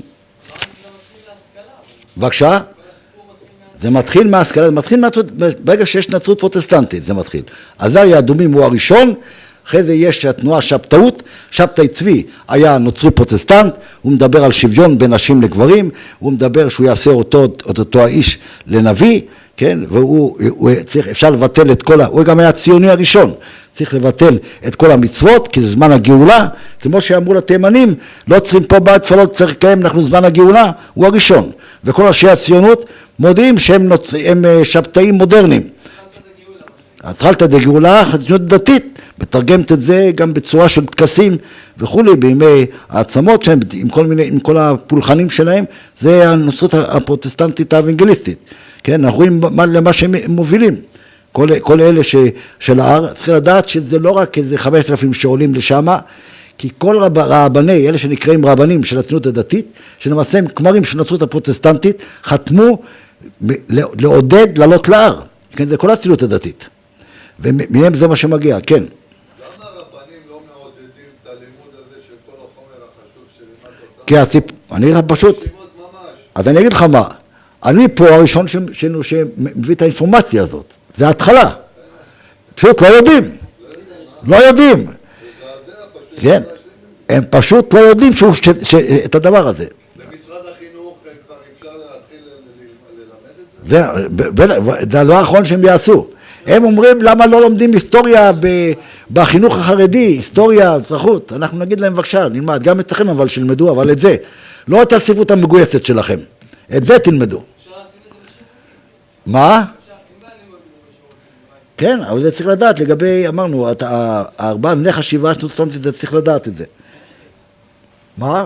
כן. דיברת על האיום על החרדים שיש פה בארץ. כן. אתה חושש במלחמת אזרחים בין חרדים וחילונים כמו בסוריה? בין הערבים? זה הבעיה. זה הבעיה שלנו, שאנחנו יהודים, אש ועשן מהחד צדדי. אני לא חושב שזה יכול להיות רק חד צדדי. כיוון שהיהודים שהם חרדים לא מסוגלים לפגוע ביהודי אחר. זה אסור להיות כמו שאני הסברתי בפעמים הקודמות מה? טוב, ברגע שהוא יבוא להרוג, אבל ברגע שאנחנו בכלל לא מוכנים לכזה דבר, למשל מה שאמר יאיר לפיד, כן, הוא אנטישמי גזעני קיצוני פנאטי, כן, מה שהוא אמר בבחירות הראשונות בכנס זהו, שהם ראו מה החלום שלו, שנקווה שלא צריך לעלות עם טנקים על בני ברק. זאת אומרת, זה כבר שנאה עיוורת, לא לרצוח את החרדים, אלא לקטוש אותם. אז להם יש את הצבא, זה הבעיה. וזה מה שהיה פה גם עם בן-גוריון. הרוב פה לא היה שמאלני. הם היו מיעוט, אבל להם היה את כל הנשק, ואת כל הזהו, ואת כל הצבא. זה הבעיה איתה. להם יש את הנשק, להם יש את הצבא. כן. אם יש כל כך סכנה פה על החרדים, למה יש רבנים בציבור החרדי שקוראים היום לעלות לארץ ישראל? אולי אנחנו צריכים לרדת פה מהארץ. עוד פעם, אנחנו מקווים שבזכות התורה, אתה רואה את מה שעברנו. עברנו את בן גוריון, עברנו את הכל, אתה רואה שהקדוש ברוך הוא עזר, שיש כל מיני דברים שצריכים את חוץ לארץ. הם צריכים את חוץ לארץ, אז שהיו בקשר לשימוד. אגב, אני רוצה להגיד עוד דבר, שכל מי שהיה ממונה על כל השמד של הילדים החרדים בארץ, של העולים, ועל כל הניסויים הרפואיים, ועל כל היצירת תברואה לקויה, מכוונת, ותת תזונה במחנות העולים, מי שהיה ממונה על זה, את מי שהם מינו, הם מינו את העבדים הנרצאים שלהם מהציונות הדתית. על כל הנושא הזה של תת תזונה, תכנון תת תזונה במחנות, שיהיה רק ברז אחד עם שתי ברזים, לא רק להתקלח, אי אפשר, גם לשתות אי אפשר. את כל הניסויים הרפואיים שהתקיימו במחנות העולים, מי היה מופקד עליהם? ראש משרד הבריאות, מי היה סרס? מנהיג המפד"ל, משה חיים שפירא, שמאוחר יותר הוא כבר היה המנהיג של המפד"ל, ועל ציפורני נשרים מופיע שמה שפנו אליו בלי סוף מכתבים, והבן אדם הזה מתעלם וגם משתיק את זה, כי הוא זה שארגן את זה בשמו. מי ארגן את כל השמד של הילדים? זהו, היה הרי בחוץ לארץ הפגנות שארגנו החרדים, בא בן-גוריון ובא לעבד הנרצע שלו, כפי של מימון שר הדתות, הוא אומר בוא אנחנו נעשה הסכם, 75% לקיבוץ של שומר הצעיר, 25% זה לכם, אני יודע שגם מי שמגיע לציונות דתית בסוף לא נשאר יהודי, כן? אז עוד פעם, מי ארגן את זה? שר הדתות של הציונות הדתית, כן? זה אחד הבעיות, גם כן שהם רצו לסגור חצי מהמוסדות של הציונות הדתית, לפני כמה זה, 20 וכמה שנים, אז היה להם בעיה, היו עושים ויצעקו, חצי מהבתי ספר לסגור, עד שבקואליציה הם מינו את זבולון עמר, ראש צעירי המפד"ל, לשר החינוך, ואז הכל הולך בסדר, הוא בעצמו סגר את זה. הם משתמשים בהם כעבדים נרצעים לרסק את העם היהודי גם כן. כן, ומה שאנחנו רואים זה פה שהימין משתמש בהם קשר להר הבית, גם כן. אוקיי.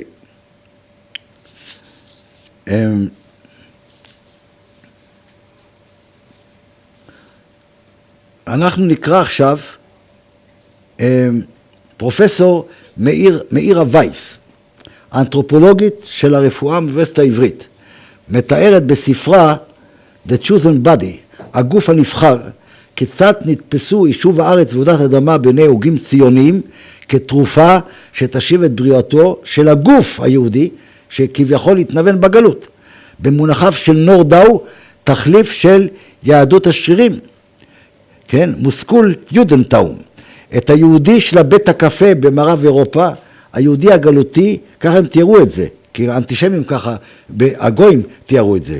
חיוור, רזה, בית שאירופה, רבים הקוראים למדיניות של השבחת הגזע, היהודים מעולם לא נתנו חלק בניקוי הגזע שלהם, אלא הרשו לכל, ככה היא כותבת, לכל ילד לחיות, ואם זה החולה ביותר, לגדול, להתחתן, לא רצחו אותו, וללדת, זה לא טוב, היא כותבת, וללדת ילדים כמותו, אפילו מפגרים, העברים והחירשים הורשו להתחתן. רופין כותב בספרו הסוציולוגיה של היהודים, כדי לשמור על תואר הגזע שלנו, יהודים עם סימני דיוון חייבים להימנע מלדת ילדים. ציונים רבים עסקו באוגניקה כעניין תיאורטי בהתחלה, לאחר שתיאוריית הגזע והשבחתו הוטמעה במערכת החינוך הארץ ישראלי על ידי ארתור רופין, ואפילו הקימו מועדון על שם נורדאו, במטרה לחקור את ההיבטים הגזעיים של העם היהודי והדרכים לשיפורו. מה שהיה מיוחד בדוקטור מאיר ובקבוצתו, זה שאמר שצריך לסרס את כל חולי הנפש, ושעל שמו נקרא היום גם כן בית חולים מאיר בכפר סבא, שבעבורם האוגניקה, כן, הוא היה ראש קופת חולים, ואז עוד לא היו רופאים בקופות אחרות. כל הרופאים התרכזו תחתיו בארץ. שעבורם האוגניקה, זה גם היה עניין מאוד פרקטי, הם ביקשו ליישם את האוגניקה, כן, הלכה למעשה. רק היה להם בעיה לקפות, זה רק היה חיכו רק שיקום המדינה, כי לא היה להם מדינה, זה הבריטים, תחת הבריטים לא יכלו לעשות את זה בכפייה. אז הם עשו, קראו לזה תחנות עצה. התחנה הראשונה נפתחה ב-1931 בבית שטראוס בחוף בלפור בתל אביב. המגמה הייתה לפעול בדרכי נועם, בדרך שכנוע ובחירה. כאן בא הקישור לאינטרס הלאומי, אם אני, זאת אומרת היינו במרכאות, האידיוט השימושי של הציונות, יבין שהלידה שלי תפגע באינטרס הלאומי, שזה מושג בכלל סינתטי, בבניין הארץ, ביהודי החדש, אני אמנע מללדת. אבל ליתר ביטחון מאיר אמר לרופאים, כי במקרה שמגיע למישה שיש סכנה, שהילד יהיה חולה, מיד לוודא שתבצע הפלה מלאכותית. זה גם צורה של השבחת הגזע. לא רק מניעת יכולת הולדה על ידי סירוס, שהוא אמר, אלא גם כן על ידי הפלות מלאכותיות. גם רופאת הנשים מרים אהרונובה הרבתה לכתוב בנושא האוגניקה בכתבות להורים תחת הכותרת כמו היגיינה של הנישואים. היא נתנה של רשימה של הנחיות אוגניות, ממש כפי שנהגו הנאצים, להורים החל מהגיל המומלץ ללידה. היא החליטה גם כן מתי זה מומלץ, מתי לא, בין 20 ל-25, מאיפה הוא לקחה את זה? זה דרך ההפרש המומלץ בגילים בין האב לאם, ועד לרשימת המחלות, שבין או מחלות מדביקות, או להימסר בירושה לצאצאיהם אחריהם. מה יכול להיות להימסר בירושה אחריהם? במחלות היא מונה את הזיווה, את השחפת, אלכוהוליזם. אלכוהוליזם אסור לו יותר להוליד. נרקומן אסור לו להוליד, גמרנו. כן, אז אם כן היום רוב הנוער הציוני הוא גם נרקומנים, גם כן בסמים, בדרגות שונות, וגם אלכוהוליסטים, אז צריכים כולם להפסיק ללדת לפי תיאוריית הגזע והשבחת הגזע שלהם. בבקשה? את מה? כן, כן. זה תיאוריה של השבחת הגזע, שמהם למדו הנאצים. כן? אז מבחינת מבט היגיינית, נכון ליטול מחולה רוח את כושר ההולדה.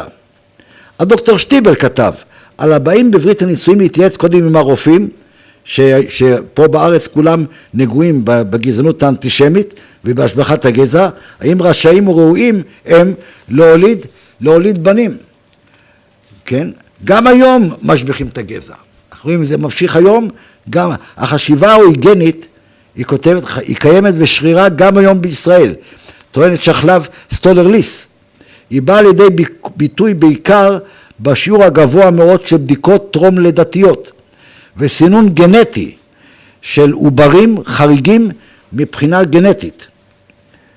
בתי חולים מוצעות כיום להורים לעתיד שלל בדיקות גנטיות המאבחנות את העובר לפני לידתו. בדיקות הפנימיות, כן. כן, נראה שסטולר ליס גם והמנחה שלה גם כנראה נגועות בתיאוריה השטנית זו, כשאר מדעני הרפואה, היא מחפה על כל המערך הרפואי העוסק בתחום ההיריון והילודה, בכך שהיא מסתירה את העובדה המצמררת, שגם כיום, כאשר נצפה גם כלשהו בעובר, מיד מתגייס המערך הרפואי לשם פיתוי ולחץ על האישה לבצע רצח אכזרי של העובר באמצעות הכנסת מיקסר, לרסק את העובר. חמור הרבה יותר הוא הלחץ המופעל על האישה לתת לרצוח את עוברה, כאשר ההיריון אפילו אינו מתוכנן, משום הנימוק שנצרות הפרוטסטנטית, אמרנו מבנה החשיבה שהציות החומריות, שזה קדוש בנצרות הפרוטסטנטית, שלידת ילד נוסף עשוי ליצור נטל כלכלי על הוריו, וכיוון שהציות והחומריות זה אחד מהדברים הקדושים ביותר בנצרות הפרוטסטנטית, אז זה מספיק להיות נימוק, לא לעשות הפלות ולרצוח את העובר. כן? על פי המבנה החשיבה הזה, כן, שמושו היה מעבר לכל שיקול אחר, במקרים שונים כבר אין צורך לשכנע, כי האישה כבר מוסתת באמצעות מערכת החינוך הנוצרי הדוגמטי כאן בארץ, והיא עצמה מבקשת לרצוח את עוברה, גם אם היא מעל גיל, אם העובר הוא מעל 4 חודשים. רצח המוני זה, של השבחת הגזע, גם בימינו, גובה עשרות אלפי קורבנות כל שנה. לכן הוקם איזה גוף יהודי בשם אפרת, שאין לו את הכלים השלטוניים והחוק למנוע את זה, אז הוא מנסה בדרכים שונות להילחם ברצח הזה, שמבוצע על ידי הנוצרים הפרוטסטנטים של הממסד הציוני בכל דרכים שונים. כמו כן היא מסתירה את העובדה, אותה ליס, שכיום משרד הבריאות נוטל בעל כורחם של ההורים את דגימת ה-DNA של התינוק שלהם. מיד לאחר לידתו, פעולה שהיא הפרה בוטה של החיסיון וצנעת הפרט. הפיראטיות הזאת, תוך הסתרה, מעלה חשד סביר כוונות זדוניות של המדינה לגבי שימוש עתידי במידע הזה. זה הסיפור הזה. עוד דבר זה, יש עוד דוקטורט שביצע על תולדות הרפואה בארץ, אז אמרנו שכל הפסיכיאטרים היו מאוחדים בזה שהמרוקאים כולם פסיכופטים. כמעט כל הרופאים בארץ, זה דוקטורט אחר על תולדות הרפואה בארץ, כן, משוכנעים שכל הספרדים יש להם מום גנטי מולד. ולכן הם מנוונים, דגנרטים, יש להם מום גנטי מולד. אנשים חושבים, מה שאמרנו, הכל זה היום, מה שאני מסביר תמיד, שכל המדע זה היום, הכל נרטיבים. אבל גנטי זה 99% נכון. אתם רואים איך שזה נכון. שהם אומרים שכל הספרדים יש להם מום גנטי מולד, ב-DNA.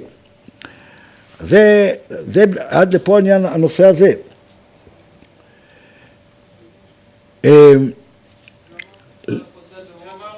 בבקשה? מי אמר לה שישמור לספרדים? לא שומע. אני דווקא אומר לספרדים, אשכנזים. זה לפי תיאוריית הגזע. תיאוריה מגיעה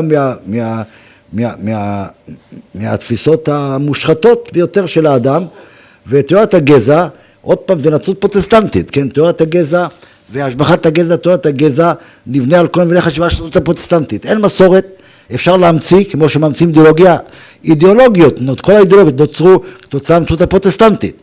אם הכל אין מסורת, רק לפי הסתכלות ארציות חומרית על הדברים, אז כל אחד יכול לפנטז אידיאולוגיה שלמה, איך להסתכל על המציאות, איך צריך לחיות וכו'. תיאוריית הגזע בא ועושה שוויון בין אנשים, זאת אומרת, אני מדמיין מה זה נקרא בכלל גזע, כי אנחנו רואים, שמי יכול להיות שזה יהיה ספרדי, זה ספרדי, אבל זה לא אשכנזים, זה דמיונות. עכשיו אני עושה את הסיפור הזה של שוויון בין כל מי שלפי התיאוריה הוא גזע, נקרא גזע שמי, לבין כל מי שהוא גזע אינדו-אירופי. אז זה הסיפור שזה גם כן, ואין בחירה חופשית, ולכן אי אפשר לתקן את זה. אין בחירה חופשית, המבנה החשיבה השלישי של הנצרות הפרוטסטנטית, אי אפשר לתקן את זה. וזה ארציות וחומרית, ושוויון, ואין מסורת. אז כל תיאוריית הגזע, אנחנו רואים פה לאן הוביל אותנו הנצרות הטמאה הזאת, שזה מרכבת הטומאה, לכל מה שקרה אצל הנאצים. שהם לקחו את זה, הציונות לימדה אותם את זה, חינכה אותם לזה, וזה מביא לרצח של מיליונים. למשל, אם אנחנו מדברים על אותו דוקטור מאיר, אז היא כותבת שאחד הבולטים בקרב האויגנים בתקופת המנדט היה הדוקטור יוסף מאיר, שקנה את השכלתו בווינה, כיהן במשך כ-30 שנה כראש קופת חולים כללית של מפלגת מפא"י, ועל שמו קרוי כיום בית חולים מאיר בכפר סבא, מעמדתו בלב הממסד הרפואי הציוני בארץ של אמצע שנות ה-30, הוא הביא לאמהות צעירות את בשורת האוגניקה. מה פירוש? הזהיר אותם מפני התנוונות, אנטרטונג או דגנרטיות. והעביר להם את המסר על חובתם ואחריותם לדאוג לילדים רק בריאים. זה גם כן הנאצים, אחר כך למדו את זה, וגם כן, שהם גם כן רצחו, וזה הרגו, סרסו, בעקבות זה הציונות גם כן לימדה אותם, שיהיו רק כולם ילדו בריאים. כך למשל בשנת 1934, כשנה לאחר עלייתו לשלטון של היטלר, שאז ארתור רופין נוסע לתאם עמדות, כיוון שהנאצים סוף כל סוף מבחינתו עלו כבר לשלטון, לשכנע את אס גונטר, שעם ספרו מדע הגזע הגרמני, שנכתב בהשראתם של מקס נורדאו וארתור רופין, שהיה המנחה המדעי, לשכלל באמצעות הקצנה את השבחת הגזע. אז בשנה הזאת פרסם דוקטור מאיר בעמודו הראשון של ביטאון האם והילד, מדריך להורים שערך בהוצאת קופת חולים. את הטקסט הזה, מי רשאי להוליד בנים, בחיפושי תשובה נכונה לשאלה הזאת עוסקת האוגניקה. הוא כותב, המדע לשיפור הגזע, המדע לשיפור הגזע ולשמירה עליו מהתנוונות. צעיר עדיין מדע זה, אך תוצאותיו החיוביות כבר גדולות וחשובות. מקרים אלו, הכוונה לנישואין של בעלי מחלות תורשתיות, אינם כלל מעטים. בכל האומות ובפרט בתוך העם העברי. זה השנאה שלו כלפי העם העברי שהוא מנוון. אז זה רק בפרט בעם העברי. עכשיו כבר ראינו שהם הפכו את כולם לנוצרים פרוטסטנטים, אז באמת עכשיו בפרט בחברה הישראלית שכיח כל הדברים הכי גרועים בעולם. כולל זהו, כולל גם כן חולי נפש וחולי רוח. למעשה מה שמתעוננים שם, זהו, הרופאים בבתי חולים פסיכיאטריים, שהבתי חולים הפסיכיאטריים היום מפוצצים מילדים שיש להם בעיות של דיכאון ופחדים מתוצאה מזה שהם נמצאים ברשתות של הפייסבוק, ששם תוקפים אותם, מנדים אותם, וזה בסוף, אז היה שקר, אבל בסוף הוא הביא אותם לכך, שכן כך יהיו. אין חובתנו לדאוג שיהיה לו בנים בריאים ושלמים בגוף ונפש? בשבילנו יש לאויגניקה ולשמירה מעברת מחלות תורשתיות בפרט, כן, לא על ידי תרופה, פשוט על ידי השמדה, על ידי מניעת הולדה, ערך עוד יותר גדול מיתר העמים. הרופאים, אנשי ספורט, התפקידים הלאומיים, צריכים לעשות תעמולה רחבה לרעיון. אל תולידו ילדים אם לא בטוחים שיהיו בריאים בגוף. אפילו מספיק שספק, כבר אל תביאו ילדים.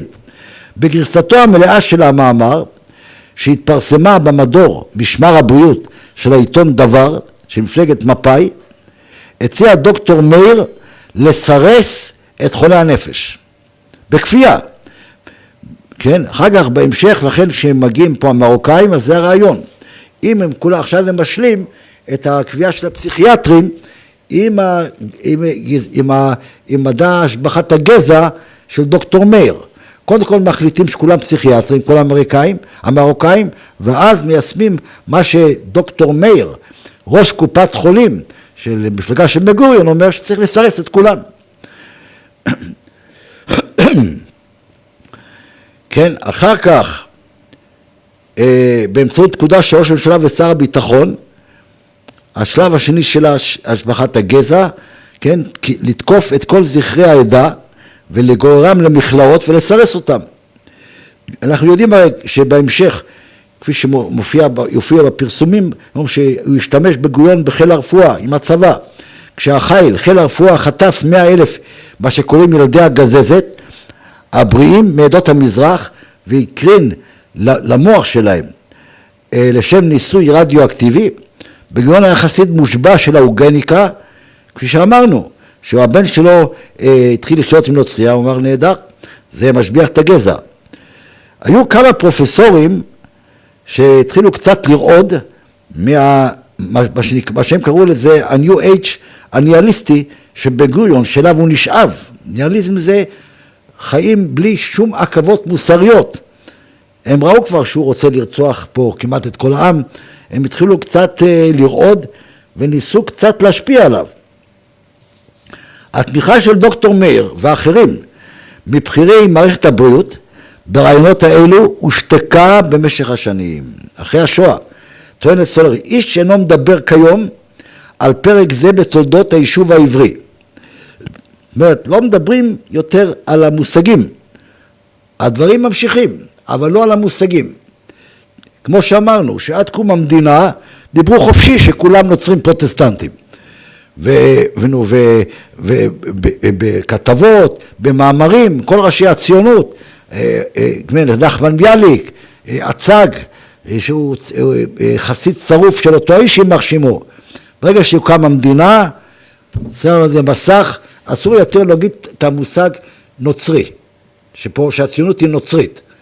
הציונות צריכה להמשיך להיות נוצרית, פרוטסטנטית, ולהקצין, אבל בלי להזכיר שזה מדובר על נצרות. אותו דבר גם היה בזה, כפי שנראה תכף באיזה צורה עוד. אז זה הרעיון כפי שהיא כותבת בדוקטורט שלה, הושתק. כן? באמצע שנות ה-50 קופצו מאמרים למשל של דוקטור מאיר לספר שיצא לזכרו. המאמר הנ"ל לא נכלל בו, שהוא מציע, שאומר לסרס את כל מי שהוא חולה נפש. היא מוצאת קרטסת עם רשימות ששרבטו עורכי הספר, הם הגדירו את המאמר פרובלמטי ומסוכן. כן? כעת, לאחר האוגניקה הנאצית, כתב אחד מסוכן לפרסם את המאמר הזה, כי אז אם כן יצטרכו לשפוט את כל המאות ואלפים חיות האדם, לא רק את הפרופסורים והדוקטורים המפלצתיים, אלא את כל מנגנון החושך שדרבל את זה, החל ממייסדי המדינה, כולל את שר הבריאות מנהיג המפת"ל משה חיים שפירא, שגיבה והשתיק את הפעילות הזאת, ואת מנגנוני המשפט. יצטרכו לתת להם מאסר עולם בלתי קצוב, שלא יראו יותר את אור השמש. בפרט נוכח הניסויים שהם ערכו בבני אדם, כחלק מניסויים אלו שהם רצחו אותם בדם קר, לכן זה מאוד מסוכן לפרסם את זה, את המאמר הזה. פרובלמטי, בעייתי ומסוכן. היא כותבת בשנות ה-30 המאוחרות, הוסיפה סטולר ליס, כאשר התבררו זוועות הנאצים, זה לא כך מדייקת, זה רק התברר בשנות ה-40, שהאוגניקה, כן, מה המשמעות שזה כשהם מיישמים, שהנאצים מיישמים את ההוראות של ראשי הציונות, של השבחת הגזע, כן, למה זה מסוגל לגרום, הפסיקו להשתמש במילה הזאת, ששויכה לנאצים. זאת אומרת, הממסד ועוזריו ממשיכים לפעול על פי התפיסות הנאציות האלה, אבל בלי להסיר את המילה. בן לילה היא כותבת, אמרנו, כמו שבנצרות הפרוטסטנטית, בן לילה, כמו מסך, משתיקים, אסור יותר להגיד לגבי הציונות שנוצרית פרוטסטנטית. צריכים להמשיך ביתר שאת ובהקצנה לנצר את כל העם היהודי פה, אבל לא להגיד שזה נצרות פרוטסטנטית. זה שכל ישר, שוויון, דטרמיניזם, כפי שראינו, סוד של המדע, חומריות וארציות, אבל לא להגיד שזה נצרות פרוטסטנטית. וגם לא חייב להגיד שהקרייריזם זה מינות, נצרות פרוטסטנטית. זה חלק, זה עם פרסומות וכו'. אז גם בזה אותו דבר. בן לילה היא כותבת, שינו כתבי עת, היה פה בשפע, כתבי עת, זה היה ממש, ארתור רופין הצליח להטמיע את זה חזק מאוד, בתוך כל החברה הישראלית פה, ממערכת החינוך מגיל 0. בן לילה שינו כתבי עת, והאגודות אויגנים את שמם, והשתדלו להתנער מכל סממן של תיאוריה זו. אך דוקטור מאיר בכל שנות פעילותו, על אף כן, גם כשהנאצים כבר עובדים חזק, הוא מת רק בתש"ג, המשיך לדגול באדיקות ברעיונות ההוגנים כשהוא ראש קופת חולים וראש כל הרופאים בארץ, וכתב, אין להדריך את השכבות העניות של האוכלוסייה לריבוי לידות, אלא לקיצובם. כן, זה מהדוקטורט הזה. דיברנו על החיפוי האקדמי, ונעבור כעת לעניין הזה של, עוד פעם, הנושא הזה של המחיקה, של בכלל של דור ההורים. התחלנו לפני כן. העלייה ממרוקו הייתה באופן יחסי כאמור העלייה הכי צעירה. אחוז הזקנים שהיו בני 60 ומעלה היו פחות מ2%. אחת החוויות המרכזיות של הישראלים שהוריהם באו מארצות ערב, שהגיעו לישראל בילדותם או שנולדו בה בשנות ה-50 וה-60, כן, אחרי שהממשלה מנעה באלימות מההורים מתן חינוך יהודי לילדיהם באמצעות מערכת חינוך היהודי שעלתה לארץ, הם לא נתנו, הייתה של בושה מהוריהם וממה שהצגו. כמו שאומרת עמליה ג'ונה למשל, עולה מעיראק. היא כבר נמצאת בבית ספר היהודו נוצרי הפרוטסטנטי. ויש לה מורה שהיא מורה מהקוקו והשרפם, כן, ששרפו את נשמות ישראל בסיטונות.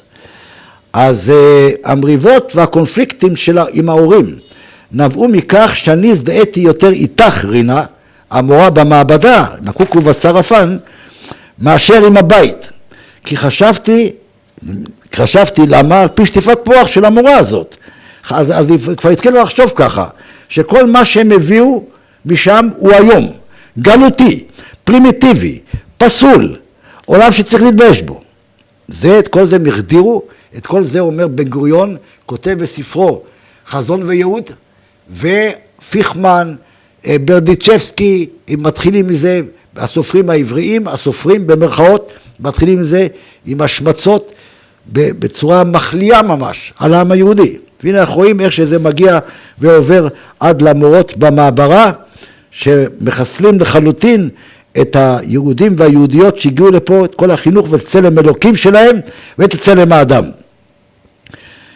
אחד התופעות שגרם הנתק הבין דורי היה התחייה מהירה. זאת אומרת, ברגע שהם פשוט שימדו אותם, אז בן גוריון עבד על מהירות. אז תחייה מהירה של הדור הצעיר, גם שההורים אחר כך ניסו מסתחות דתיות, משהו, כלום כבר לא עזר, כי הם קיבלו את השטיפת מוח במוסדות היהודו נוצרים, כן? ואז הם מרדו לחלוטין בהורים, לא היו מוכנים. למען מה? למען הבטחה ציונית, שזה יהיה פה משהו גן עדן, אבל כשהגן עדן הזה איחר לבוא, זה נשארו תלויים על בלימה. תוצאה מהמשברים שיצאה הגזענות האנטישמית במשפחה המזרחית, החלה עבריינות נוער ופשע לעלות בקרב העולים החדשים. ב-1958, 80% מקרב עברייני הנוער, והמיידי ממש, ברגע שניצרו אותם, וגם לא נתנו להם אפילו ללמוד במוסדות חינוך, כפי שהסברנו, ש70% מהם לא נתנו להם בכלל להגיע למוסדות חינוך. כן? ונקראו מסתובבים, קראו להם, ואז ממילא מגיע הפשע, ואז זה מצדיק את זה שהם גזע נחות. 80% מקרב עברייני הנוער היו יוצאי ארצות ערב. רמת הפשיעה באופן כללי הייתה בקרב יוצאי ארצות ערב גבוהה פי 8 מבקרב אשכנזים. רמת פשיעה זו הייתה גבוהה לאין ארוך מזו שהייתה בארצות המוצא, הפשיעה שלא הייתה כמעט בכלל קיימת שם. אין ספק שהתפתחה בעקבות משבר הקליטה המלאכותי באונס שיצרה הציונות הגזענית בראשותו של בן גוריון בקולטה את היהודים מארצות ערב בישראל. ממשיך לצטט, המחקר הפסיכולוגי הסטטיסטי בעשורים האחרונים מגלה שילדים שחיים ללא אבותיהם הם בעלי נטייה גדולה פי 2 או 3 מילדים שגדלו עם אבותיהם להיות עניים, מכורים לסמים או לאלכוהול ולחוות בעיות חינוכיות, רגשיות והתנהגותיות ולהיות מעורבים בפעילות קרימינלית, זאת אומרת של פשע.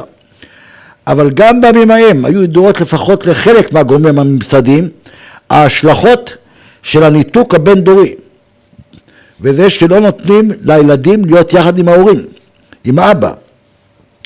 במשרד הבריאות נכתב בדוח פנימי על בריאות נפש בישראל שהגישה על פי הזמנה של החוקרת פיליס פלגי, אנתרופולוגית הראשונה שעבדה עם משרד הבריאות, כן?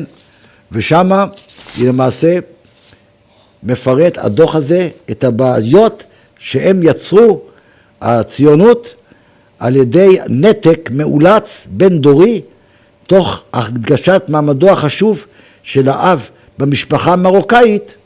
במקום זה מי האבא? האבא הוא בן גוריון וראשי הציונות, כמו ברוסיה, רוסיה אימנו, סטלין אבינו, אז אחר כך שרו על זה לבד שהם היו יתומים, אבל האבא הוא הדמות של בן גוריון ראשי הציונות, לא האבא האמיתי, וזה הרס וריסק לגמרי את הנפש של הילדים, כפי שאפילו הם בעצמם ראו את זה. פיליס פלגי עבדה החל בשנות ה-50 כאנתרופולוגית באגף הבריאות הנפש של משרד הבריאות.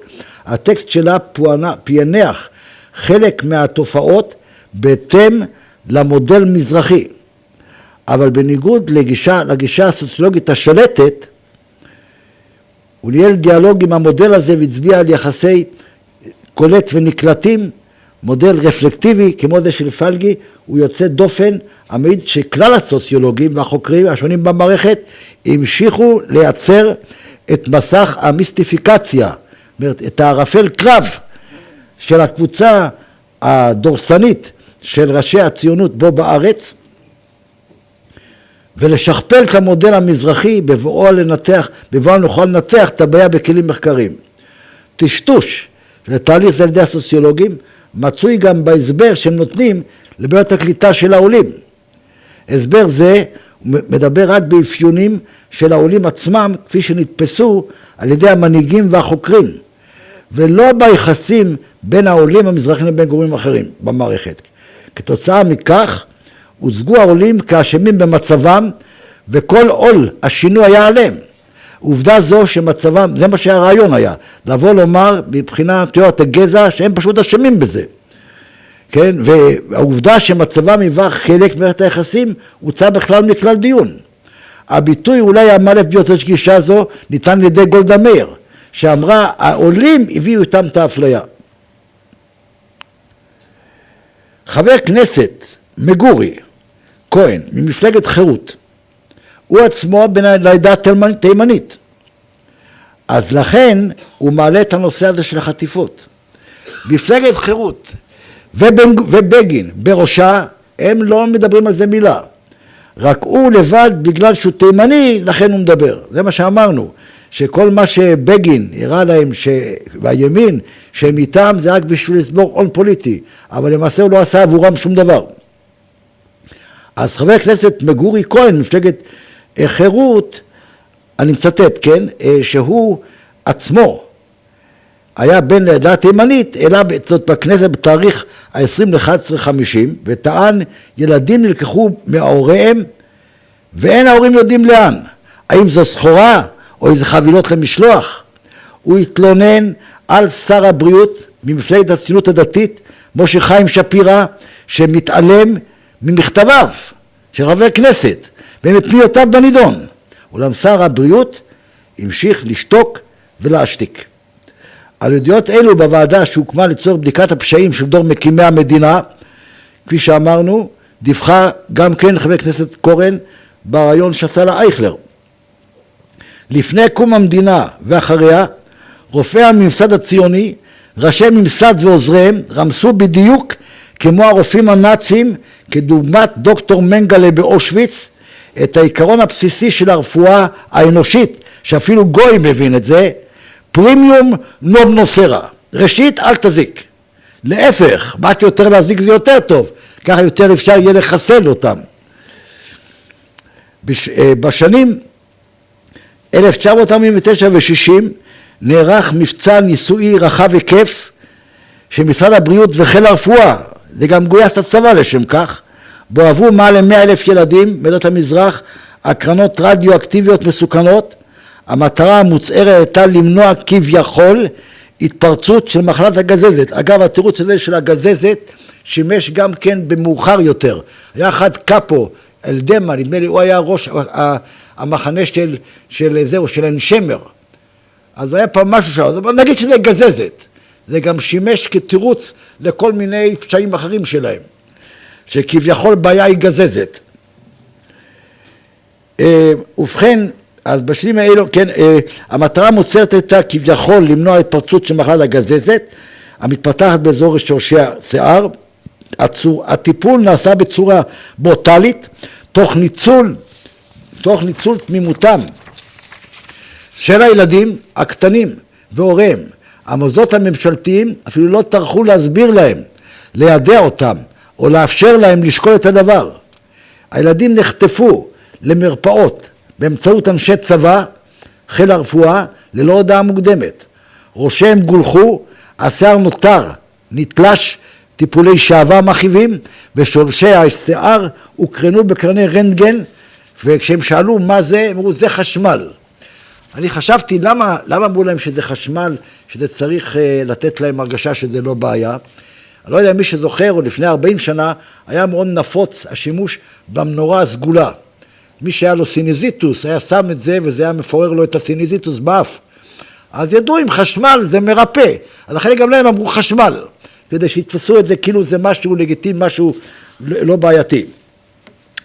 בתום הטיפול נשלחו הילדים הביתה, קרחים וחבולים, פיזית ונפשית. לאחר מכן באו ההשפלה והלעג, כאשר הם נאלצו להסתובב במשך שבועות ילדים וילדות, כשמטפחות מכסים את ראשיהן או ראשיהן של הבנות הקרחים. אמנם גם בכך טרם הסתיים הזוועה. במקרים רבים גרמו הקרנות לנשירת שיניים, להתקרחות קבועה ולצלקות עומק מכוערות בקרקפת. כך סיפר לי גם מישהו שככה הדודים שלו. נשרו להם השיניים, קרחות עם צלקות עומק.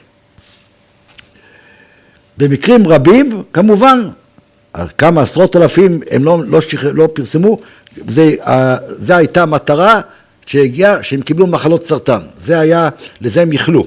כשמדובר בסוף בן אדם, בפועל, רק 11 עד 13 אלף מתוך 100,000 קיבלו פיצוי מגוחך במסגרת החוק לפיצוי נפגעי הגזזת. יש כאלה שלחמו יותר, קיבלו 140,000. וזה חוק פיצוי נפגעי גזזת שהכנסת קיבלה לפני 20 שנה. מכון רפואי שהיה אמור לקום כדי לחקור את סך הנזקים הרפואיים של מבצע הגזזת, זו הייתה הבטחה, כמובן נשאר על הנייר. יאיר טופול כתבה ספר ילדת הגזזת, שיעורים בכדרות תימנית, לוקחת את זה כמשל לנזקים האדירים שגרמו לנפש שלה, כן? גם כן השימוד בכוח ובכפייה שהפכו אותם כגוש של חומר גולמי אנושי לכלי שימושי, כן? לאידיוטה שימושית של התנועה הציונית.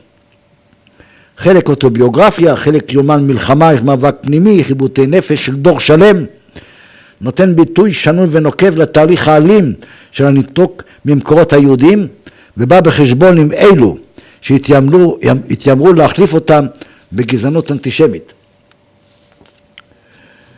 וקראו לזה עוד נאורות, האילומינטי כמובן. כיום אותם שרידים, עוד פעם, ככה מופיע בישראל היום, בד' באייר, אלה שעדיין שרדו ועוד לא מתו מהסרטן, שעדיין לא נותנים להם את הפיצויים עקב ההתעללות, על אף שזה חוק בכנסת. בואו נקרא מאותו פרופסור איתן בלום, בחיבור שלו בתואר שני. במקרים רבים תבעו מן המועמדים לעלייה לעבור טיפולים רפואיים, זה כבר סיפרנו. כתנאי לבואם, אחת הפרקטיקות המקובלות היה בשימוש בטיפולי רנטגן. כביכול למנוע ולרפא מחלות גזזת. במהלך שנות ה-50 התבצעו עשרות אלפי, בעצם 100,000 סך הכל, הקרנות בעיקר לילדים נערים מרוקאים. הדרכים בהם, רגע, טוב, אני חושב שכל נהיה בדבורי. הדרכים בהם, ההשפעה של ההקרנות על המטופלים טרם נחקרו במידה מספקת, אבל נמצא קשר ודאי בין ההקרנות לסרטן המוח, כפי שפורסם בעיתונות כבר בשנת 1980.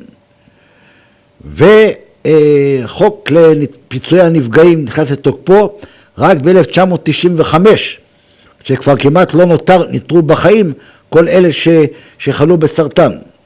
ממחקר הראשוני שעשיתי, עולה שטיפולים אלו נקבעו לא פעם לאחר אבחון לקוי, שיבחן את תהליך הסלקציה, וגם ללא צורך, כי הרי המטרה הייתה לרצוח. בארצות הברית התברר בשנות ה-20 שהטיפול בהקרנות גורם לסרטן. הם לא יכלו לבצע ניסויים על בני אדם עקב ההגבלות של החוק. כאן באה לעזרתם ממשלת ישראל בהסבירה שיש להם חומר, אבק אדם, חומר אנושי מגוון מבין העולים שניתן לבצע עליהם ניסויים בתירוץ שנמנעו באמצעות ההקרנות הגזזת באמצעות חשמל. המדינה קיבלה מהאמריקאים עבור הניסויים האלו הון עתק פי 5 מכל תקציב משרד הבריאות דאז. רבים מיוצאי מרוקו שעברו את ההקרנות, אבל עוד פעם זה לא מרוקו, אני מכיר, זה מה שהוא אמר לי, זה עיראקים, זה כל ילדי עדות המזרח. רבים ממרוקו, הם היו הרוב אבל, ממרוקו, עברו את ההקרנות, סבלו במשך שנים, לא רק מסרטן, גם מהפרעות בריאותיות, מוטוריות, נפשיות. לאחר תהליך משפטי ממושך, הכירה המדינה, כפי שאמרנו רק לפני איזה כמה 10-15 שנים, באחריותה נפגעי ההקרנות. הרעיון היה ככה, בהשבחת הגזע, שגם מי שלא נרצח כתוצאה ממחלות הסרטן, הוא יהיה אדם דפוק, מבחינת מוטורית, בריאותית, ממילא הוא לא יוכל לאיים על השלטון של מפא"י. זה הרעיון, חלק מהשבחת הגזע, או על ידי ניקוי המרחב על ידי הרצח שלהם, או להפוך אותם לאנשים מוגבלים מכל הבחינות, נפשית, מוטורית וכו'. זה גם טוב.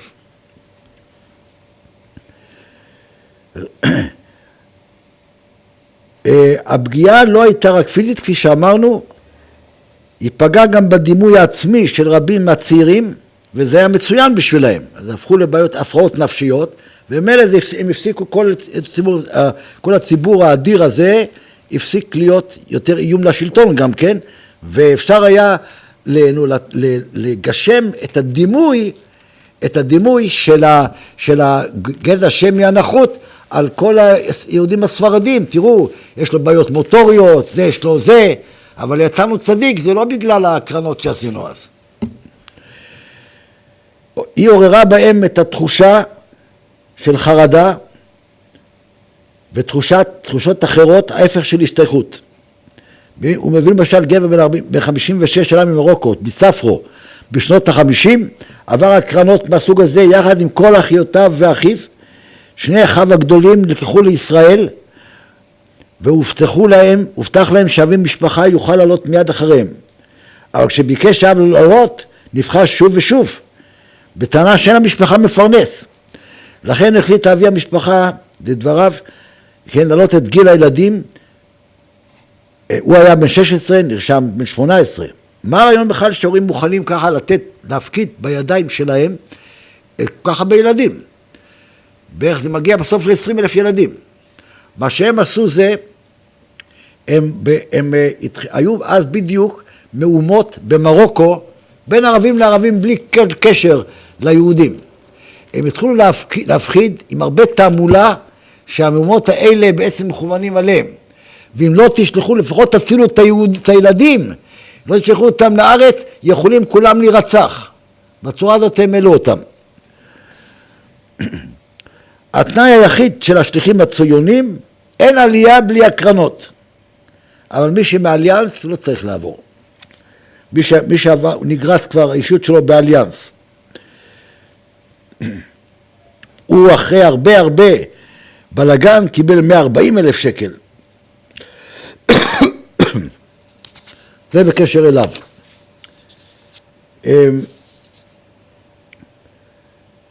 בן גוריון במסגרת תיאוריית הגזע האנטישמית שיצרו ראשי הציונות קבע שהתימנים הם לא יהודים טהורים אלא מוצאם מערבים ומהכושים באפריקה.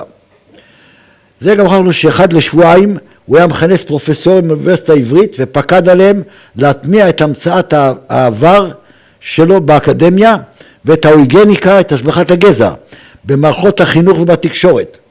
לכן מובן מדוע פרופסור פריץ דרייפוס מהפקולטה לרפואה בבית החולים הדסה שבירושלים היה משוכנע שדמם של התימנים הוא דם חרבשי המצוי בגופם של הכושים באפריקה, ולכן הוא היה אחראי ונותן הוראות לביצוע ניסויי מעבדה בתימנים כמו בעכברי מעבדה שהתבצעו בבית חולים רמב"ם. אני ממשיך לצטט פרשת היעלמותם משדר היום של ילדי תימן, כן, פצע פעור בחברה הישראלית. במהלך השנים מונו 3 ועדות שונות לחקור כביכול את הפרשה. ועדת בלול מינקובסקי 1967, ועדת שלגי 1988, ועדת חקירה הממלכתית כהן קדמי שהתמנתה בינואר 1995 מגישה דוח מקיף ב-2001. כל הוועדות קבעו כי לא נחטפו ילדים במסגרת הפרשה. עם זאת, ועדת כהן קדמי מצביעה על עשרות מקרים שבהם לא נמצאו ראיות לכך שילדים נפטרו, ולגביהם הוא מעלה אפשרות של מסירה לאימוץ, אלא שהיום כאשר תכנסת בכנסת הוועדה לדון פרוטוקולים, עשויים להישמע קולות אחרים. הוועדה תדון בפרוטוקולים שבהם מתועדות עדויות מזוויעות שנחשפות כאן לראשונה ניסויים שבוצעו בילדים. זאת אומרת שבפני אותם ועדות באים אנשים ומעידים, כן, על חטיפות בלי סוף. ואילו הם כותבים במסקנות, לא בטוח, לא ידוע, רק חלק, רק קצת. ועל זה עצמו את אלה שהרכיבו את הוועדות, גם אותם היה צריך להעמיד לדין, גם יצחק בן צבי נשיא המדינה גם היה בוועדה הראשונה. התינוקות קיבלו עירוי ומתו. באחד מעמודי הפרוטוקולים הרבים של ועדת חקירה ממלכתית מצואר כיצד ביצעו הרופאים ב4 תינוקות שסבלו מתת תזונה כתוצאה ממה שאמרנו, כמו זאת אומרת כדי לחסל אותם, כן, טיפול ניסויי שכלל קודם כל הורידו אותם לרמה של תת תזונה, ואחרי זה עשו טיפול שכלל החדרת חלבון יבש דרך עירוי, וזה גרם למותם. אז זאת אומרת פה תיאור שאחד רופא מתאר, הוא היה רק בבוקר אחד מתו 4. כמה בסך הכל אין על זה עדיין מספיק, זאת אומרת עדיין לא ידוע, כי הסתירו את זה. באחד המקרים מנסה עורכת דין דרורה נחמני רוט, פרקליטה מטעם היועץ המשפטי לממשלה, שהייתה חברה בוועדת כהן קדמי, לרענן את זיכרונו של דוקטור ג'ורג' מנדל, מנהל בית החולים לילדים בראש העין. כמובן שבמצב כזה הזיכרון מתחיל להיות לקוי, כדי שלא ישובו אותם בבית סוהר. הם פחדו, הם לא ידעו. אז הזיכרון מתחיל להיות לקוי. דוקטור מנדל, אני זוכר מקרה 1 או 2 שדוקטור מטות נתן הוראה לתת עירוי של חלבון יבש, שהיינו מפרידים סרוס, פלזמה, יבש, והתגובות לא היו טובות. הפרקליטה, אתה זוכר רק 2 מקרים? אני רוצה להציג לך מכתב שכתב דוקטור מן. בפרוטוקולים צוטט מכתב של דוקטור קלמן, יעקב מן, סגן מנהל של בית החולים, שאותו שלח ב-21 בנובמבר 1949 דוקטור מנדל. ביקרתי בבית חולים שלנו בראש העין, ומצאתי כי באותו בוקר מתו שם 4 תינוקות, שקיבלו טיפול אקטיבי. הם היו פחות או יותר מצב מאוזן, לפי הצמד הפיזיופתולוגים שלהם. אבל לאחר שיראו להם את התמיסות השונות, התרופף מאזן דם והם מתו. זאת אומרת, הוא מתאר פה בבוקר אחד, שלוקחים ילדים בריאים ורוצחים אותם על המקום, באמצעות ניסויים. פרוטוקול אחר מתאר כיצד הומצא ילדה תימני בית חולים. טוב, זה הסיפור עכשיו לגבי השמדת הרישומים, כמו שהנאצים מיהרו להשמיד רישומים, כדי שאחר כך לא יעשו להם, שלא יתלו אותם, גם פה אותו דבר כמו אצל מחנות הנאצים. בפרוטוקול אחד מודה דוקטור מנדל שביצע מחקר על ילדים תימנים חיים, שבאמצעותו ניסה לבדוק האם נושאים תאי דם חרמשי, מחלה מצויה אצל ילידי אפריקה וגורמת לאנמיה. לפי תיאוריית הגזע, התימנים הם ערבים או אפריקאים, אז לכן צריך לעשות ניסויים עליהם כדי לאשש את זה. היה איש ידוע ומפורסם בשם פרופסור דמשק, שהוא היה אמטולוג, כן, מומחה בתחום הדם, ידוע, והוא הסתכל על התימנים וחשב שמוכרח להיות אצלם דם כושי. למה? לפי תיאוריית הגזע של ארתור רופין, כפי שהוא חונך. הוא אמר, למה לא לבדוק את זה? אין בעיה, חומר זה חומר אנושי. פרופסור פריץ דרייפוס, הוא היה אחראי על זה. הוא נתן הוראות, ואנחנו היינו עושים את זה. פרופסור דרייפוס התלהב. הוא כבר כתב מאמר אחד בכתבי עת רפואיים עם תיאוריה גדולה, שבאמצעות המצאת עבר תיאוריית הגזע, איך התימנים הגיעו ואיפה הם הסתובבו בעולם, כביכול במרכז אפריקה. וככה הכל יפה מאוד. טוב, אנחנו נקרא כל זמן שמתאפשר לנו, זה פחות או יותר, והתרכזנו היום בעיקר על השבחת הגזע של הציונות, באמצעות רצח המוני, עד כמה שהם הצליחו. כפי שאמרנו בקשר לנושא של השימוד, זה הרצאה בפני עצמה. עד כאן.